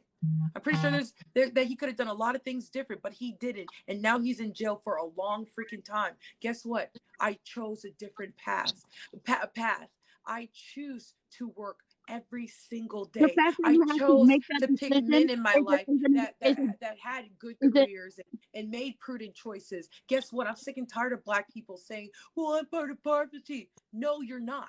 You're the fact that choosing to you be. have to make a You're decision choosing to a either go into lifestyle crime that's not or do conducive better is the for fact is you the or whole your reason family. why we have to take care of poverty. If you take care of poverty, you would never Listen, have to even if make you're a that part of decision. poverty and you're capable of going to school and you're capable of working, you are a sad excuse for of an existence. I don't care what color you Angela, are. Work 2, Angela, 3, the 4, fact 5 that you freaking sit there jobs. and you Get say that, yourself that's out the absolutely freaking ghetto. disgusting. What if somebody can have a mental health issue where they're unable to take care of themselves and they're unable to be part of to have Guess what? successful You're gonna be a lives crazy or person better without a gun lives? if I can help it. You're gonna be a Like, crazy person without a gun. I'm sorry, I watch your show a lot, but like, to be honest though, Andrea, you come from a very self-centered space. Guess what? And you Guess what? don't consider the entire thing. Guess And what? then And you just guess what I write think, that Haiti? as a And guess fact. what I think? And guess what I think? It's I think very you make narcissistic of excuses. you to Guess do what? such Guess a what I thing. think you do? Guess what I think you do? I think you make I don't make excuses for our people. excuses. I think you sound. I think I you am more sound. educated than you. I am Oh, more really? educated Are than you, you? so there is Because you no don't even know excuse that the I'm difference making. between gun Dude, there's no control you and sit there and gun. think that redlining does not affect the black community, Guess what? and zoning laws and Excuses. marrying Guess does what? not affect the black Guess what? community. Tell You sit Republicans there and that. tell black Guess community what? that they're Tell victims Republicans that. because they cannot get out of a system Guess what? that is put up against them by their white counterparts. You Guess sat what? there and said that You know there what is they're no gonna tell you? racism You have a and the victim housing community mentality. and the You know what housing they're gonna tell you? and You the have a victim housing mentality. like you said, that's what you You said. endorse people like Candace Owens. That's so sad to I me. don't endorse Candace Owens. Candace Owens is an idiot. We all know Candace Owens is an idiot. But you saying that black people is What I'm telling victims to you things, is I don't black know what people are type not of the black only people people that you are know. affected by white What I'm supremacy. telling you Poor is white not people all are black also people are the affected. same. Why What in I'm the telling you right Appalachian now, Mountains you can are talk people over in the me, but are poor white people you're unable just to whining, care for themselves? which is So are really poor white not. people also victims? They're the poorest people in the country. People in the Appalachians literally do not have enough money to get water. They don't even have clean water. Excuses to me. How is that an excuse? Sounds like How is excuses that to an me. excuse? Sounds like we can't work. How do you get clean water when the mines are polluting your water? How are you getting clean water if the mines are polluting your water because the government continues to dig? How do you get clean water to do that? I have to say that you're from Hawaii. You should care about people's drinking water. That's close. What I'm telling you is, you guys have made up things in your head to even talk about That's drinking not water. making up I things. have never It's a even fact. talked about drinking water. Michigan, You guys are just It's making a up fact. stuff. For Haiti, for you to come here, and let me tell you something. You guys have come here, and I love all you guys, but what you've come here and done is you guys have made things up in your head because you guys can't handle somebody that's willing to do something about our gun violence in our country. I want to help Your guys is everything. the only Poverty the thing is a big issue in this country. the Children only thing that pro-gun lovers say is that we need more guns and more training. Therefore, there's no freaking solution and there's no abatement to the freaking threat of our kids dying because of the mental illness, because of the poverty, because all the excuses you just made with people that are making poor choices with their guns. School shootings is a small percentage of gun violence anyways. The majority of gun violence happens within domestic violence. So even bringing up school shootings is kind of a mere fact. Like that's not even a big what percentage I'm telling you guys of gun is, violence. let me tell you Domestic something. violence is the biggest issue. And if Calm you down take your care of emotions for a healthcare, second, Haiti. calm down down healthcare. You with literally your put your freaking child on emotions. the screen You're to embarrass literally her to prove your for point, and then somebody she who's ended up not proving pro-gun. your point. You literally, That's literally Haiti, what you just did. You literally try to make me seem like I'm a bad person. You when put your I am child on the screen to prove your point when she did, and then she ended up not proving your point. That's what you did. That was all of your things that you did. Please block me because you're an idiot. You're an idiot. Good day. Okay, because when you call me an idiot, you gotta go. Yeah. You that's the emotions coming out of somebody that can't calm down and have a conversation. What you will not do is make things up. My people are completely capable of living in this country without being freaking criminals. Are you kidding me? My people are completely able to be educated. My people are not just some type of weak people that don't know what to do because of this and that. Listen, if you're talking about some people that are incapable, that's in every freaking race, bro.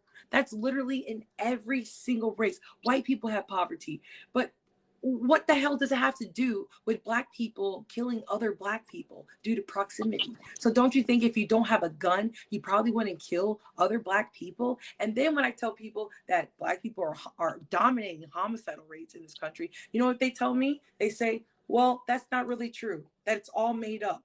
Are you kidding me? It's literally facts. We're only 13% of the population, and the homicidal rates are double our freaking population. It's all just made up. How do you make up homicidal rates? This isn't arrests from the FBI statistics. This is murder. This is people definitely out. Go look. How do you make up people dying? Well, they say, 13% of the population, yet what are we doing? 30% of the murders here in this country? And Republicans just love that. Candace Owens said we're the most murderous group in race in this country. And guess what? She was right. Don't you think I'm freaking pissed that I don't even like Candace Owens, but she's right. And then here I am trying to do, I went to college. She said she was smarter than me. I went to college and studied business. So she doesn't even know my freaking degrees and doesn't even know what I know. And you're going to sit there and say that it's okay for our race to continue to kill each other with a gun? How can 70% of white people in America not do white flight? You know what that is? White flight is when more than 2 or 3 black families move into a neighborhood. White people tend to move. It's very true. It has nothing to do with redlining. Why would white people leave if black people come to their towns or come near them? This is America. It shouldn't matter. Why are white people scared to live next to black people statistically? Maybe if you look at the homicidal rates, we're deemed dangerous in this country. How can we change the narrative of the black family? Do people think that Asian people are dangerous? Do people think that Indian people are dangerous? No. People think that Indian people are like the most friendliest people ever, and they are. What do you know? Listen to our rap music. Rappers talking about gang banging on a day-to-day basis. Have you guys ever heard of Millie or whatever his name is? Some of these rappers that are getting these huge contracts are rapping on a day-to-day basis on how they like to murder people. Can I comment on that? Because I wasn't allowed rap music as a kid. My dad was a World War II vet. He was very strict about a lot of weird. I don't know. I had a lot of freedom, no curfew, all that stuff. But the N-word was not allowed in my house or any variation thereof. So I couldn't play any of that music, and he was really strict about that. That was, and I have to say he was very anti-racism before it was even a thing, and it is what it is. But I missed out. Like Tupac, as much as it's not all my kind of stuff. He had a lot to say, a lot of positive things about women. I don't think he's like some perfect person that we need to all emulate, but he was an artist with a lot to say, and I felt bad like discovering it in my late 30s that I didn't have that when it was the zeitgeist, when it was very much and likewise, my teachers disappointed me a lot too, the way that they framed black music, whether it be hip hop or anything, but particularly hip hop rap. My teachers, threw it as a lot of gangbanging, and not all of it is. That is definitely, what the media portrays, but there's a lot more social activism in it, and I was very disappointed that I'd been lied to by, white teachers. What I'm trying to get some people to understand in my race is that Republicans specifically have created narratives, especially on Fox News, that say that Black people have a victim mentality. I was a part of the BLM movement on TikTok last year, and I was constantly being harassed racially on TikTok. Just like there's 145 people here, there'd be like 200 or 300 people sending me ape emojis and all these racist things. And you know what they would tell me? In the comments today, I have seen so many bad, poor, racist comments just tonight, and I've seen it before. They come here all the time. So I feel like I have been a victim of racism on TikTok because so many people come here and say racist things to me, right? I'm an advocate for my people. And when I am telling some people like Haiti who don't understand that there are people in this country that have deemed Black people having a victim mentality. Like, we make excuses for everything. That's infuriating. And they love Candace Owens because Candace Owens says that we should just get over what has happened to us. And she doesn't even care about the BLM. This woman causes so much rhetoric that hurts our people. I don't think she believes anything she says. Yeah, but Lewis, do you know how many people love her? But Lewis, do you know how many people, say, especially on my TikTok and all over, that they love this girl? Token specimen for that entire trash fire. She is against the BLM. She calls our people victims, right? And is a far-right Republican. I don't think she is. She's a grifter. She doesn't believe it. She is totally taking white people for a ride and stealing their money till they die of the COVID or something. I don't know. So my objective, I don't know if any Black people realize, but I do believe in Black Lives Matter, and I've been a huge advocate for reparations. I've been a huge advocate for reparations. I've been a huge advocate for systemic racism and CRT. So if anybody comes here and thinks that I'm trying to verbally bash my people, that's insane. By simply saying, look how much I've been attacked. By simply saying that we need to get our guns under control. Did you guys really come to my TikTok to debate with me about something that our whole country knows needs to be done and is overdue? I'm talking gun control because our guns are out of control. More guns in this country than people. Mass shootings continue to happen. Nobody feels safe. Concerts, churches, schools, it doesn't matter.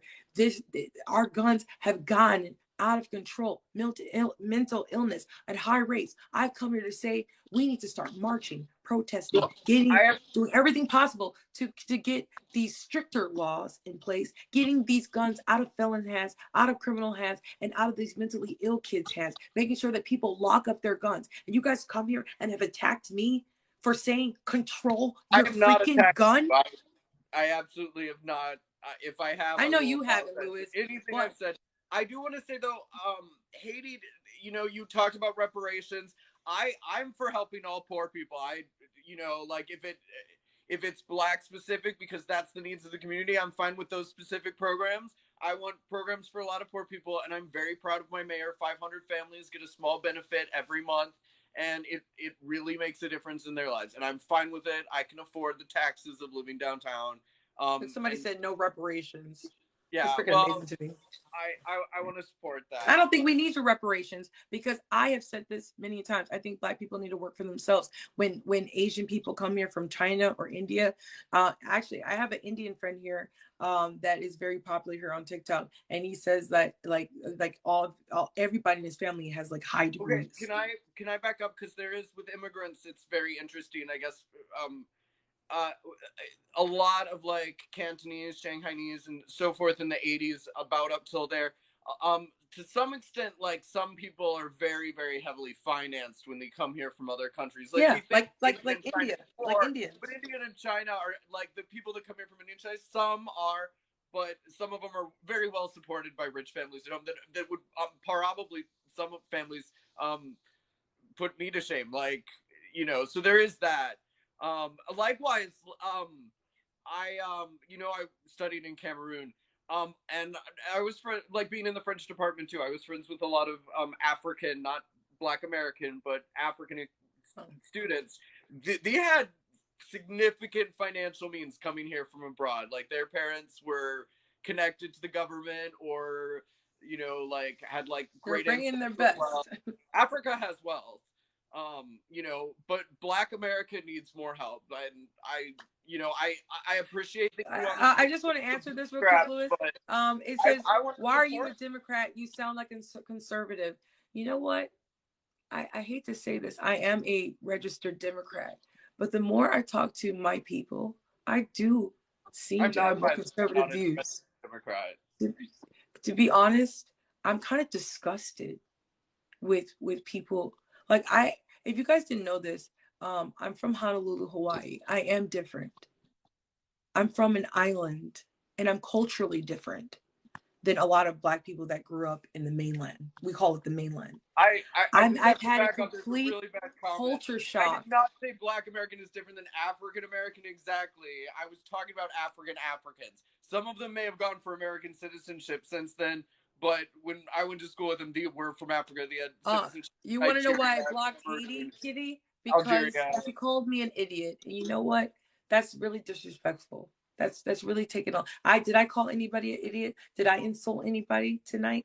I've been here for 2 hours on my platform where I choose to allow us to have all these dialogues. You guys all have TikToks.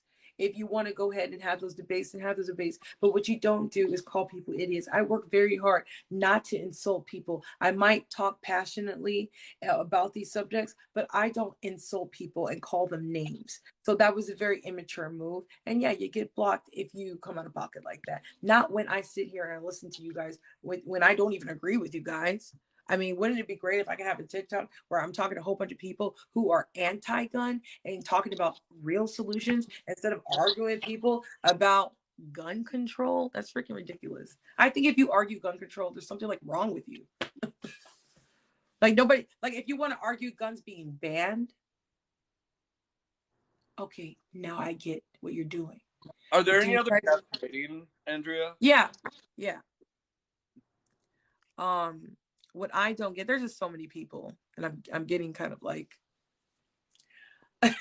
overwhelmed at this point, because all I've done is talk to people that like guns. I want to talk to somebody who will change the subject. Gun control. List. And I that was my least favorite subject on your list, to be honest. Yeah. I'm done with the gun control just because we've been here all night. So I would do a free for all. What is it that you see that maybe we could talk last subject about? You want to talk about Blue Lives Matter? Want to talk about God in schools, pro-choice? History, the CRT. Okay. Particularly for my neighbor, Wisconsin, which we make fun of them all the time. I'm sorry for anyone in the comments that's in Wisconsin. I'm from Minnesota, so it's just I grew up like with the Packers Vikings rivalry and us spitting across the river kind of stuff. But Wisconsin's proposing it's a ridiculous list of banned words in school, and I have never seen. It's just insanely silly. And if so we can't talk about anything that but it's a long list, and Wisconsin's like just on the verge of it right now in the legislature. Luckily they have a Democrat for a governor, so he'll probably veto it. But it's just crazy to censor words. Right. I don't think CRTs that's like for law school. They always say that that's an upper echelon kind of thing. I think critical race theory can be used to pick curriculum that's age appropriate. And like my favorite class that wasn't part of my major was diversity in children's literature, and we just had a phenomenal selection of books that are age appropriate to discuss a lot of things without making it as adult politics, and so forth. And a lot of them are just really well written books, just about all kinds of experiences for all kinds of kids. And kids need to be represented. It's really important to their mental health to show how those go together. Somebody saying Drake come to the conservative side. I'm like, literature in schools helps mental health. I'm honestly like becoming more and more conservative the more I talk to my own people. Like I get it. I don't like Candace Owens. Let me tell you something. I don't like Candace Owens. And I've since I've gotten to politics, I have not liked conservatives because they come off really racist to me. But if I was to be conservative, I'd probably be an outstanding one because I don't think I would ever say anything negative towards my people. But what I would do is try to encourage my people to not make these excuses. Listen, we're probably never going to get reparations. So to sit there and keep talking about our freaking poverty and what we're talking about, people that are capable of working. I could be wrong. Correct me in the comments if I'm wrong. Georgetown, because they sold a bunch of slaves to build their university, and if I'm wrong about it's I believe it's really close to the East Coast. And they did pay reparations. They did a lot of ancestry tracing. I don't know how well it went, but that was they took out of their endowment and it's very small microcosm. But I believe it was a Jesuit university, and if it wasn't Georgetown and I'm wrong, somebody let me know. So corporations can do it that way. And it can be like small. All right. Hi. Sorry, I don't want to. I saw your request. No, like. Sorry. Well, I wanted to have a bit of a conversation. I don't know, if, like, because you guys are kind of treading that way about reparations and things of that nature. So I just wanted to have a little bit of a conversation about that. Now I'm 21, so my historical knowledge on a lot of this stuff is very brand new to me because I'm biracial. So I grew up going to a predominantly white school, and then towards the end of my high school years, I started going to a more integrative school, which I felt a lot more comfortable for obvious reasons. In the realm of just the idea of reparations itself, I feel like I don't feel like it's asking too much. You know what I'm saying? To at least of course, accountability where it's due. People trying to like gain off the system, things like that. That's one thing. That's a completely different conversation that has nothing to do with race and more to do with people themselves. But people like to make that about race, which, like I understand on a personal level because taking shit personal, like you can make it feel that way because you're feeling like it's pointed towards you in a certain way because of that. And I completely understand. But I feel like as Black people, like we deserve some type of retribution for the shit we go through systemically, everything, all of that. And a lot of people like to say, oh, well, at least in college, you guys get special scholarships. But it's like, yeah, I get a special scholarship for being like put in an uncomfortable position when it should just be like, we should all equally just be benefited because of our like academic strengths, but okay, I guess the point I'm making, I'm sorry, I'm just rambling, but I guess the point I'm making is I believe we are definitely deserving of them, but I just don't think it's realistically going to happen with the way that everything's going. I feel like that's the last thing on like the concern list of our government and everything like that, which is I guess it's understandable. Fuck. Someone said, so you just want money for being a person of color? Everyone struggles in life. Here's the thing. I didn't say that whatsoever. which is okay that you base that opinion off of what I'm saying, because I am rambling and I'm a young adult, so like I get it. But that's not the point of the conversation or what I was saying whatsoever. So just to redirect your comment, how do y'all do this all day? I don't know. Day? I really You have to don't ignore know. the comments sometimes. Like I glance at them from here and there, but This is what I'm saying. Get I really wish there would be a little bit more respect on my end, because I do this at high rates every single day, and I'm attacked on a day-to-day basis. So when I have people that have the same color skin as me and they attack me because I'm trying to be a right fighter, literally, it's kind of amazing to me. I have such an important point to make, though. I will give you my brief educational history. I'm not trying to brag. It's not really something. No, it's okay. Go ahead. I was enrolled 15 times at 8 universities and colleges. I went to 3 of them for free. I got legacy admission to 2. And I owe 0 student loans. So, part of it, City College, one of the few I paid for, that was $20 a credit. I think it's 42 or 48 now. But I went to all my friends, I could most afford it, and I got free legacy admission. So I think that's something to think about. And legacy is bigger than affirmative action in most schools. At Harvard, I think 40% of the white students are either legacy, faculty kids, or sports. And so that's a big chunk of people that didn't merit in academically. I appreciate sports. I'm not trying to drag that, but legacy is really bad. Like, that's bigger than affirmative action, and those kids have trouble spelling 5-letter words. They were ridiculous to have in class. And it's funny that they couldn't spell 5-letter words, but their parents' names would be on buildings. Honestly, so, okay, I'm responding to a comment real quick. This is the last time I'm going to do that, because I feel like feeding into it doesn't make it any better. But they're saying that wasn't disrespectful at all. It was a question. Here's my whole thing on, like, political commentary and, like, having debates and conversations that are open. See, I'm more on the liberal side of everything. You know what I'm saying? Like, I support Black Lives Matter. Like, I believe, like, equal rights, stuff like that, women's rights, everything. But I'm not going to come in your space and be disrespectful. Thank you. Based on your opinions, that we might have completely different opinions and everything, which a lot of the stuff you guys are saying I haven't agreed with, but that doesn't mean I can't have commentary and a conversation that isn't based on respect just because we have different opinions. That's how I was raised. Then you'd be a great debater. Yeah, because I just think it should be okay, which it's so weird that it isn't, and it's so, like, not normalized that people, no matter, like, if we completely disagree, what am I contributing to this debate? Well, if you'd listen instead of commenting, you might be able to see. But I'm giving. For a 21-year-old, you give really good advice. Thank you. Because here's the thing, like, it's okay to have a completely different opinion. I don't have to put you down. I don't have to come at you crazy. I don't have to make a negative space based on maybe just because if your opinion is deemed negative in my perspective, that doesn't mean that your reality is negative. You know what I'm saying? And your perspective of it. Yeah, but how are you going to argue gun control? How do you argue about that? That's a good question. Like, come on, man. That's like arguing protective, like sex protection, like arguing condoms, arguing vaccines, that's the thing. Arguing medicines.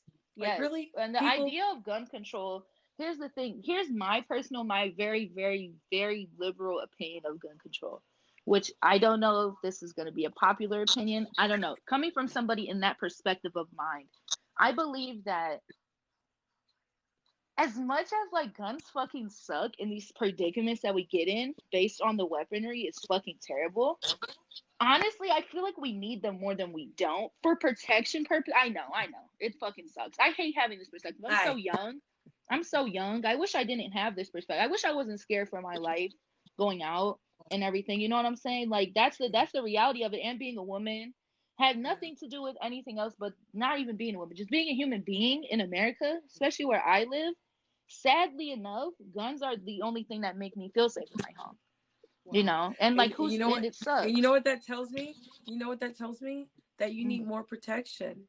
So I'm not young. I'm 36 years old, and you are way younger than I am. You're closer more to my daughter's age. And my goal would be that you didn't have to live in fear. That you could focus more so on your education and focus more so on other things than worrying about somebody having a gun and hurting you one day. That's what's fucking terrible. My I hate gun, it. I know it's getting late. My goal would be to protect you from people with guns, because there are people with guns that can hurt you. What's terrible about it though, like what I'm coming to like the understanding of, it's like way deeper than the gun itself. Like there's people that have ghost guns that get like parts shipped to them and they build them together. So we can say, okay, fuck these gun stores. No one can buy them off the street. No one can buy them in an institution. No one can buy them in a store, but you can still get them online. Like the dark web is not a very inaccessible place, especially for people my age. We love that terrible shit. I gotta interrupt that. I just want to warn everyone. The dark web is full of undercover FBI agents. I'm not trying to encourage criminal behavior, but they bust people that way all the time. Oh yeah, no, they're on ass. And like all kinds of stuff. So I just don't be. I wouldn't recommend it. I wouldn't recommend it at all. If your rights to not have a gun have been taken away, it is so easy to go to court and get that fixed. Oh yeah. But it's so easy. It's harder to vote than it is to get your 2A back after a felony. Thank you, love. I'm sorry, I didn't mean to hang you up. I'm kind of wrapping things up, so I'm letting other people talk. We got 2 more guests. I'll take off. It's 2:25 a.m. Okay, Louis. There's 2. Okay, I'll let 2 people at a time. We got you 2, and we got 1 more, and then we're saying goodnight. What's up? All right. So, you wanted to talk about, or y'all people were talking about gun control, okay? So my question was, and I was posting it on my account. I'm actually using my lady's account because I don't have enough followers yet, So, but I wanted to get on and respectfully ask you. So, gun control, who follows those laws? No one to me. Law-abiding citizens do. I don't think so. I do. I don't. I follow all those laws. Now, if you keep adding more gun control, more laws, who's going to follow them? Everybody. No. I grew up in a horrible neighborhood. Most of the people, when all the shootings happened, the guns were stolen. The guns were not bought legally. That's what I'm trying to say. We should do something about it, sir. But if people are getting the guns legally, what is gun control going to do? It's going to lower the gun-related deaths in this country. But if gun control, if people, law-abiding citizens are the only ones that follow those rules, they don't. How is it going to lower? I'm telling you, they don't follow the law. How do they not follow the law? Because they get that because like me, don't.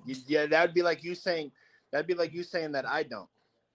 I buy my guns legally. Listen, it only takes one time for you to make a poor choice with your gun, and you can out yourself. Somebody can get your gun, or it can hurt somebody. And usually it does hurt somebody more so you love. In fact, I don't know, I'm not going to assume that you're white, but did you know suicidal rates by the gun are dominated by white males in this country?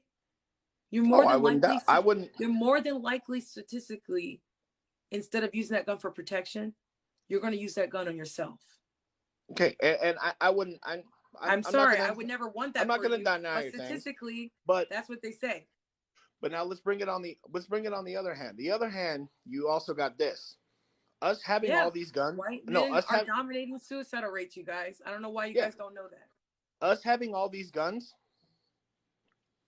and being able to sell and having this as one of our amendments stops other countries from invading us. Because they are terrified of sending troops into our country. No, you want to know what stops other countries from invading us? Us having nukes. No, because there's laws in war that prevents us from using those. That's why they came out with my thing is, everyday people in America are not a part of the freaking military. If you want to protect our country, you join the military. We have the Army, we have the Marines, we have the Coast Guard, we have the Navy. We don't need everyday people being locked and loaded. No, yeah, you do. No, we don't. Because what happened? Well, prime example, and I can use it because my ancestors were in it. There's the Holocaust. Germans took the weapons from their people, and what happened? They couldn't defend themselves. My great-grandma was there. Are you okay? Let me get this right. Are you trying to compare America with the Holocaust? If they take our weapons from the people, you think and we that cannot. President Biden is going to? I didn't say I don't President even Biden. like In talking about the government. Holocaust. Exterminate people? Do you think our country has the capabilities of doing that? Oh hell yeah, they do. Oh yeah, they do. Hey, You think? I want. Yeah. But you guys are patriotic. Real quick, last thing. No. If the hold on, last thing. If the government takes our weapons from us and we are incapable of defending ourselves from our own government, that's what's stopping another country from coming in. Russia right now is on the brink. They're testing our military. They're testing our government every time he keeps stacking people up against Ukraine on the border. He wants to see how we react. He wants to see what we do. All these countries hate us because of the freedoms we have. But I don't remember who quoted it, but I believe it was China, literally said that they would, no, it wasn't China, it was Japan. They would never have done a ground assault on America because we have so many people that had guns that they would have failed horribly. That's why they never did a ground assault against our country. That's not what our problem is. Now we're talking about guns. We need to get rid of as many of these illegal guns as possible. Okay, and I agree with you on that. It just makes it difficult. Hold up. But to stop the school shootings and things of this nature, it falls on the parents. It's not on the parents. It's on the communities.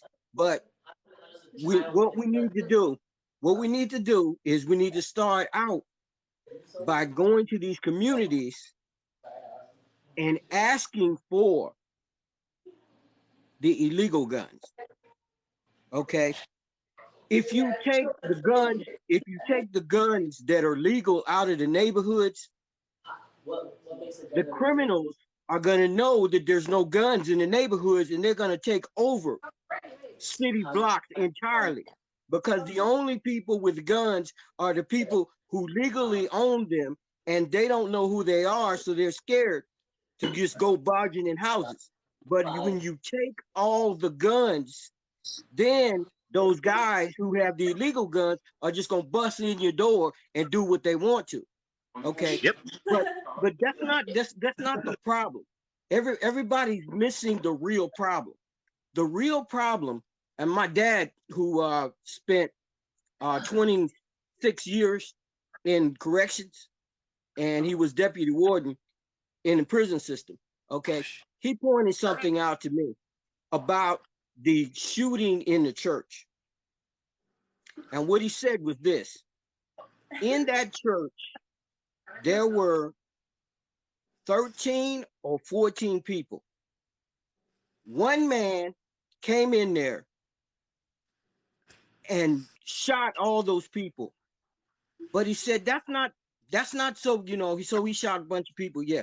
But here's the point he made. He reloaded 5 times. I'm sorry, no, I'm just respecting them and letting them talk. If you guys didn't know that, go ahead. Sorry. Yeah. He reloaded his gun 5 times. So here's the real problem that we have. The gun lobby, the people who sell assault weapons and everything, have paid millions of dollars to figure out how to lie to everybody and convince everybody that the only way you protect yourself was with a gun. Okay. What my dad pointed out to me was that you are in a church, and in a church you have hymnals. Guess what? A hymnal will stop a 45 slug. Guess what? There are 13 of you in here, and a guy pulls out a gun. He reloads 5 times and shoots all of you. Now, when he pulled the gun on the first person, if you weren't convinced that guns are the only way you can protect yourself, somebody would have had sense enough to start throwing songbooks. That church should have been raining songbooks. The problem is not the guns as much as it's we have become docile wimps. The earlier thing you said about Walmart. Yeah, earlier you said something about Walmart. Okay, I work in a Walmart, and I hope they never come in my Walmart and shoot.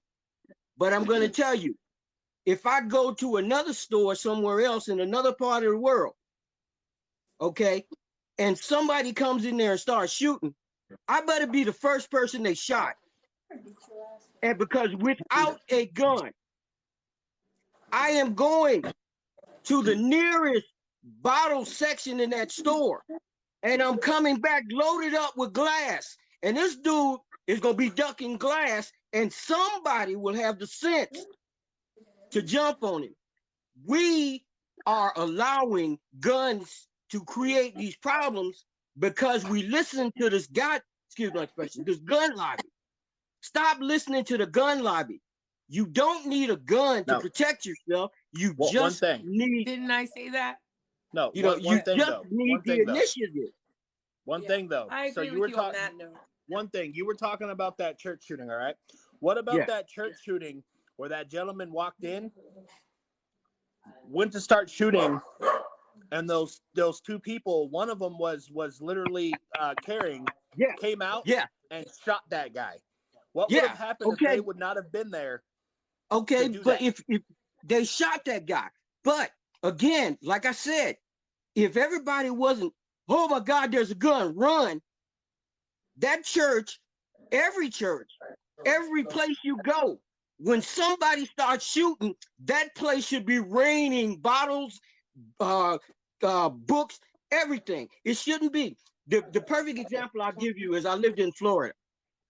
We had a nightclub shooting. Here's what's so terrible. Here's what's so embarrassing.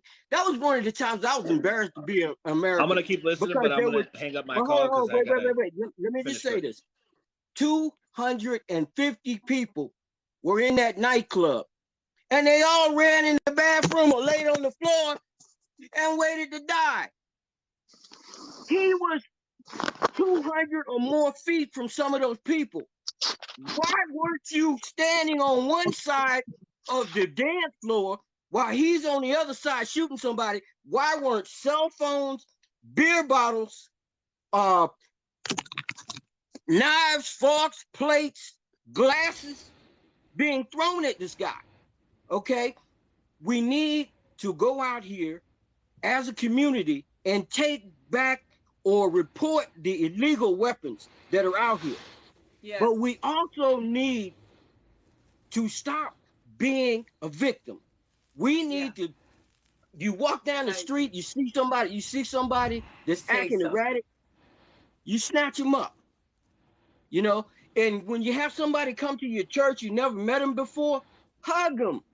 Oh my God, the CIA, the Army, and the FBI, they teach people how to frisk somebody while pretending to greet them. Okay, we need to take back this world. Yeah. And yes, we need to get rid of the guns. We don't need to get rid of all of them, because there are instances where in the last 5 years, there have been instances where one person had a gun and they stopped the situation. But there's also the incident like that happened at the Waffle House. The young guy in the Waffle House, there was a shooter in there. And everybody turned around and scattered. And the young man, he says, I gauged the situation and I realized that running in that direction put my back to a guy who had all the time in the world to shoot me. So I ran to him. And before he could do anything, I took the weapon. And this is what I'm saying. When somebody starts shooting, instead of cowering, make a tactical decision. you're in a crowded place and there's 50 people there. Like I said, the nightclub had 250 people in it, and the whole nightclub was incapacitated by one rifle. One rifle. What's That's up with that? crazy. You know what I'm saying? But anyway, this was a point that my dad had made to me right after that shooting. Weapons, guns are not the only way we can defend ourselves. Everybody doesn't have a gun. And the worst thing about it is I spent 11 and a half years in the military. I worked special operations. Thank you for your service. Yeah, you know, and the first thing I can tell you is that both in my personal life and in the military, I have disarmed people. So, and the other half of that is having owned guns, having used guns all the time. People don't want to admit it, but guns give you a false sense of confidence. Yeah.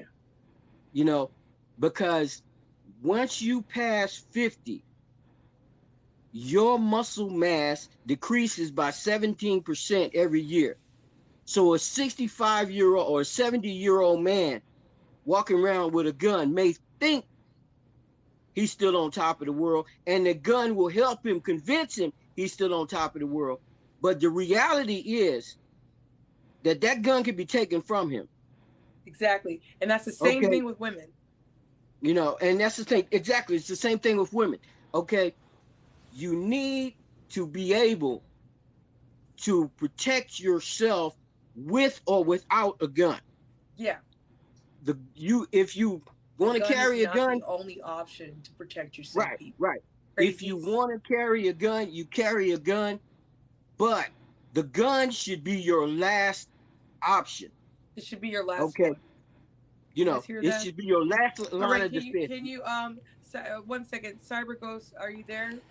Hey, hello. How you doing, Andrea? Hi, I'm how you doing, Mr. John? Give everybody about 5 more minutes. I'm getting tired. It's almost 3 o'clock. Okay, yeah, I will be quick. I will be quick. Okay, go ahead. I know that. I can see that.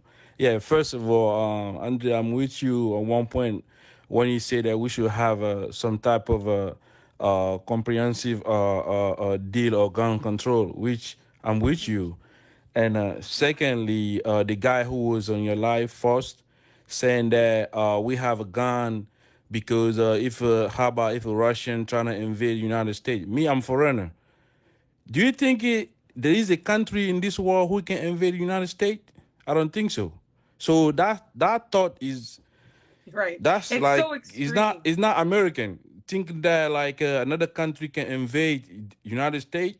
You kidding me? That everyday Americans are going to go. You know, they were not trained. So are going to go fight against a Russian war. Right. Are you kidding me? Or Chinese? That's not going to happen. Trust me, man. That. It's crazy. United States spend too much. Let me tell you right now, if a country came to America to take it over, I'm telling you what, I'm packing my bags. I'm going to another country. I'm out of here. Okay. Another thing people don't realize, nowadays, if you take an example between democracy countries and a communist country, democracy countries is more gun issue than a communist country. For example, China, their population is way bigger than the United States. They billion people and there. Restricted guns. If you go by statistic and look a year, how many people will be die or mass shooting in China compared to the United States? You cannot even compare them. They're way the population is so big that Andrea, you said you would go after someone with a gun, that you are a fighter. What I'm telling you guys is that getting a gun and to actually harm somebody and to use deadly force, and when you're talking about a semi-automatic rifle, that is a very seriously dangerous weapon that can do overkill. That would be my last resort, is what I'm saying.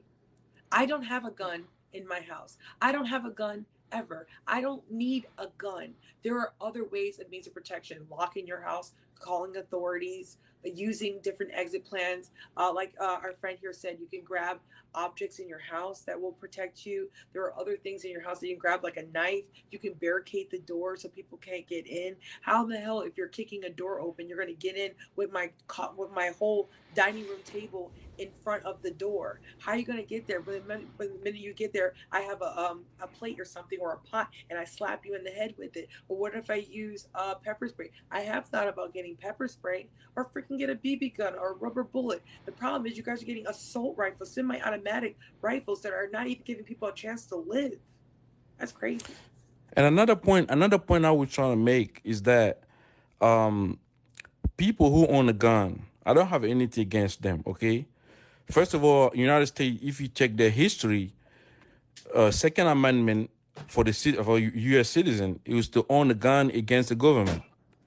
So now what the government is doing, they trying to commercialize everything in the United States. This gun control, as a U.S. citizen, we here arguing back and forth. But at the end of the day, these people in the government, they're the one who's here funding these people. These gun businesses, this gun like organization, they're the one who's doing that. That can include a Democrat or Republican. But a lot of people don't understand that.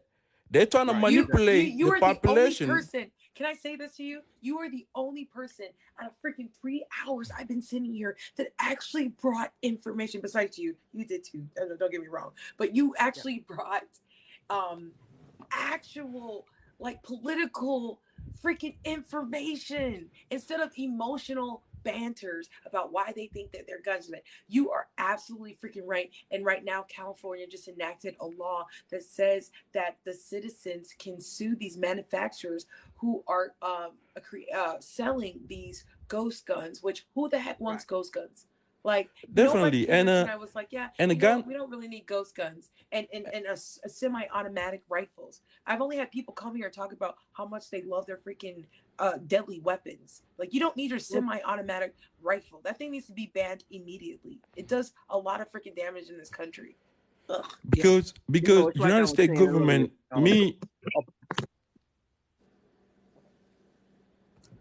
the thing I understand about this country is that the government trying to manipulate the population that so that to. Oh, where did he go? You got lost. I'm sorry. What happened? Oh, I think I lost him. My bad. Okay. But a part of our problem is that whether people, and people have egos, so nobody wants to admit it, but actually having a gun, wearing it, and firing a gun is addictive. It gives people a lot of times a false sense of security. Okay, so when you're talking about taking a gun away, it's like saying, no, oh, you can't smoke anymore. And so they fight it. And like I said, the other half of that is there's this big thing, this promotions that the only way you can survive in this world is if you got a gun on your hip. Okay, again, that's another one of those false narratives, because there are people who live their whole lives and don't, and don't have a gun, and they're still kicking. Now, if it's your time, you're going regardless of whether you have a gun or not. But at the same time, and I saw a comment on here, somebody said that 100 bullets coming at you, you can't duck them all, right? Well, the thing is that in most of these situations where you have these mass shootings, the thing you have is you have 360-degree people, okay? But a gun can only be pointed in one direction at a time. Okay, so if you got 360-degree people and everybody in mass decides they want to, right, they want to throw at you or attack you, you can protect, and besides, when shooting guns, having shot both all kinds of weapons and everything, when you are shooting, your accuracy is not that good, depending on what's happening around you. And if you're ducking, like I said, I go back to that club thing. 250 people, a huge dance floor, people sitting at tables and everywhere, and one man comes in the club and incapacitates 250 people. and you're wondering, all these tables with bottles on them, with beer bottles, all these people with wine glasses in their hands, all these people with cell phones. Why wasn't somebody tossing bottles and things? Instead, you run in the bathroom and you curl up in a corner and you wait for him to come up and place the gun on your body to shoot you. So the first thing we have to do, like I said, is we have to buck up. We have to be men and women. We have to take self-defense courses. And then we have to take back these illegal weapons. Yeah. If people, that's our problem. We have too many illegal weapons out here. Yes. And if you take away the guns in people's houses, then like I said, the gangs will be like, oh, okay, the government done took all the guns except the ones we got. So this block is ours. But my thing is this: we can't tell the difference with who's criminals and who's not criminals. And that's why I never ever said that we should completely take away the Second Amendment. Okay, I don't even think we need to ban guns, to be honest. Yeah. I think we need the strictest laws in the world. Right. That's what you said in the beginning. I agree with you. Right. I think that needs to happen sooner than later. It's not if a mass shooting is going to happen. It's literally when. And that it's definitely going to happen. And any constitution can be amended too. Like any country. You can amend any constitution, and the United States can do the same thing. Like we need to follow these other countries. I've already named to you guys so many that listen. I don't care what you guys say. I've done my homework on Australia. Australia has ameliorated the threat of gun violence. I talked to somebody from Australia the other day on here, and he said since they've confiscated 650,000 guns, their gun related deaths have dropped substantially. In Japan has some of the strictest laws in the world pertaining to the guns. They have zero tolerance. In 2014, only 6 people died from gun related deaths in their country. America hasn't even began to touch the surface of the issues in this country pertaining to but New York tried that though. New York, I think it was Giuliani's time when he said that anybody if the cops find you with gun, like that gun is not registered, you will go to jail for 5 years straight. And the crime rate went down. And they can do that for all those other states. So he did that. So whenever there is a state, because it's really on a state level, every state is different, right? Every state has their own gun laws. One, I think a solution is we need to have the same gun laws across the board. And whenever there has been a system in place that has proven to work, like the one that you just said in New York, the governor had a zero tolerance and put strict consequences if you get in trouble with a gun, and that lowered the gun-related deaths. So whenever something like that happens, it should be adopted immediately, like the one that just happened with Oxford, Michigan, where the parents, like I said, 1 out of 3 families have a gun that has access to a child. Gun violence deaths are the second leading cause of children dying in this country. Mass shootings continue to happen. Now they're just starting to hold the parents liable. Can you believe the parents didn't shoot at Oxford High School, but the parents are in trouble for manslaughter? That is something that's going to work in this country. It should make people wake up and lock their freaking guns. We need to create these laws that are strict and adopt any laws that are effective. Of course, but you know why United States is hard to do that? They took off and left town. Because people are so stubborn, and let's not what people talk about. People care so much about protecting the gun instead of controlling the gun. So yeah, it's like I said, it's addictive. Having that gun is addictive. So it's worse than taking away somebody's cigarettes.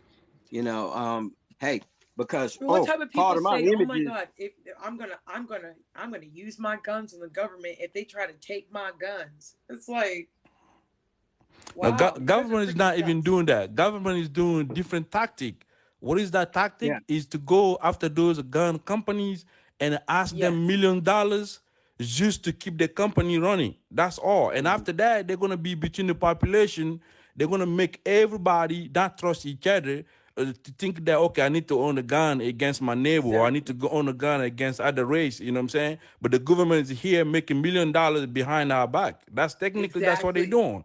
They have You no know? idea how much the NRA is a part of promoting for political parties to so that they can make more money. Meanwhile, our kids are dying on a day-to-day basis. Women are dying. 57 women die a month. 109, I believe, people are dying on a day-to-day basis. Gun violence is plaguing people's neighborhoods. People are getting guns because they're scared to die from people with guns. It's just freaking a jungle out there. So we got to do what we can to protect our kids first and protect our neighborhoods and protect these vulnerable places like schools and malls and movies and churches. Our public safety is a human right. And I feel that our human rights have been infringed because of all of these guns in our country, more guns in this country than people. We have got to do more. Or guess what? People are going to continue dying. And I don't want a note from the president saying, I'm so sorry. Here's my condolences. Your child has just been shot at this school, but here's a letter with a stamp. No, I don't want to wait till then. I want to get mad now. Yeah, And I agree. and another factor that United It States might are save a forgetting kid's doing, life. and besides United States, I used to live in different country. I grew up in France, you know. So, and Wow. all these other countries, these high school, instead of even like a correct gun control or anything, you need to know first how to prevent those stuff. How you need to have some psychiatrists in those school to know how these kids are growing, to know how these kids are communicating with their friends, to know how these kids are well-being. You need to know these kids' mentality. You know, because like if these kids are going to school, you don't know how they study, you don't know what they doing, you don't know how they're interacting Sorry, you with got cold. outside world. So it's gonna be really, really hard. But these school they Yeah, only focus on like a crime, but they're not focused on how to prevent those crime. And the issue we need to prevent the crime before focus on the crime. yeah, And the United States usually they don't do that. We wait until like things gonna happen, and we all gonna start talking, and be like, oh, we need to do this, we need to do that, but we don't exactly. put more money and effort to prevent these crime to be Yeah, happening. yeah. That's the problem we have. I think that if you guys can't agree with me on getting stricter gun laws, like, are you freaking kidding me? I can't even debate that. At least I hope that you guys can take from this that something needs to be done pertaining to mass shootings being done in schools. And I hope you guys know that something needs to be done with criminals with guns. The mere fact that people feel like they can't even walk out their doors or they don't even feel safe in their homes. Can you imagine? We live in a country where people are not even safe in their own homes to where they feel like they have to have these very dangerous, extremely dangerous weapons. Um, I It's don't care scary what though. It is style scary. the weapons are. I don't care what style, AR, freaking, or a regular. I don't AR-15. care. AR-15 or a handgun. I don't care what type of weapon you have. My goal would be that you could live in this country, in the United States of America, and feel safe enough to be in your home without protecting yourself with such a deadly weapon. That you could go to the malls, that your kids can go to school and not do drills in fear of their life. In order to do that, we got to get our guns under control. That's not debatable. Sorry. Safety is a human right. Hey, Andrea, thank you so much. And All right. I might have to go. I appreciate that. Yeah. Mr. John, thank you. Thank you all. Thank you. Yeah. Thank you. All right. So And I'm done. I'm out of here. I'll see you guys tomorrow. Yeah, I was gonna I'm say, not gonna change my mind. wonderful talking to you. Wonderful talking to you. And I'm gonna do my own live tomorrow.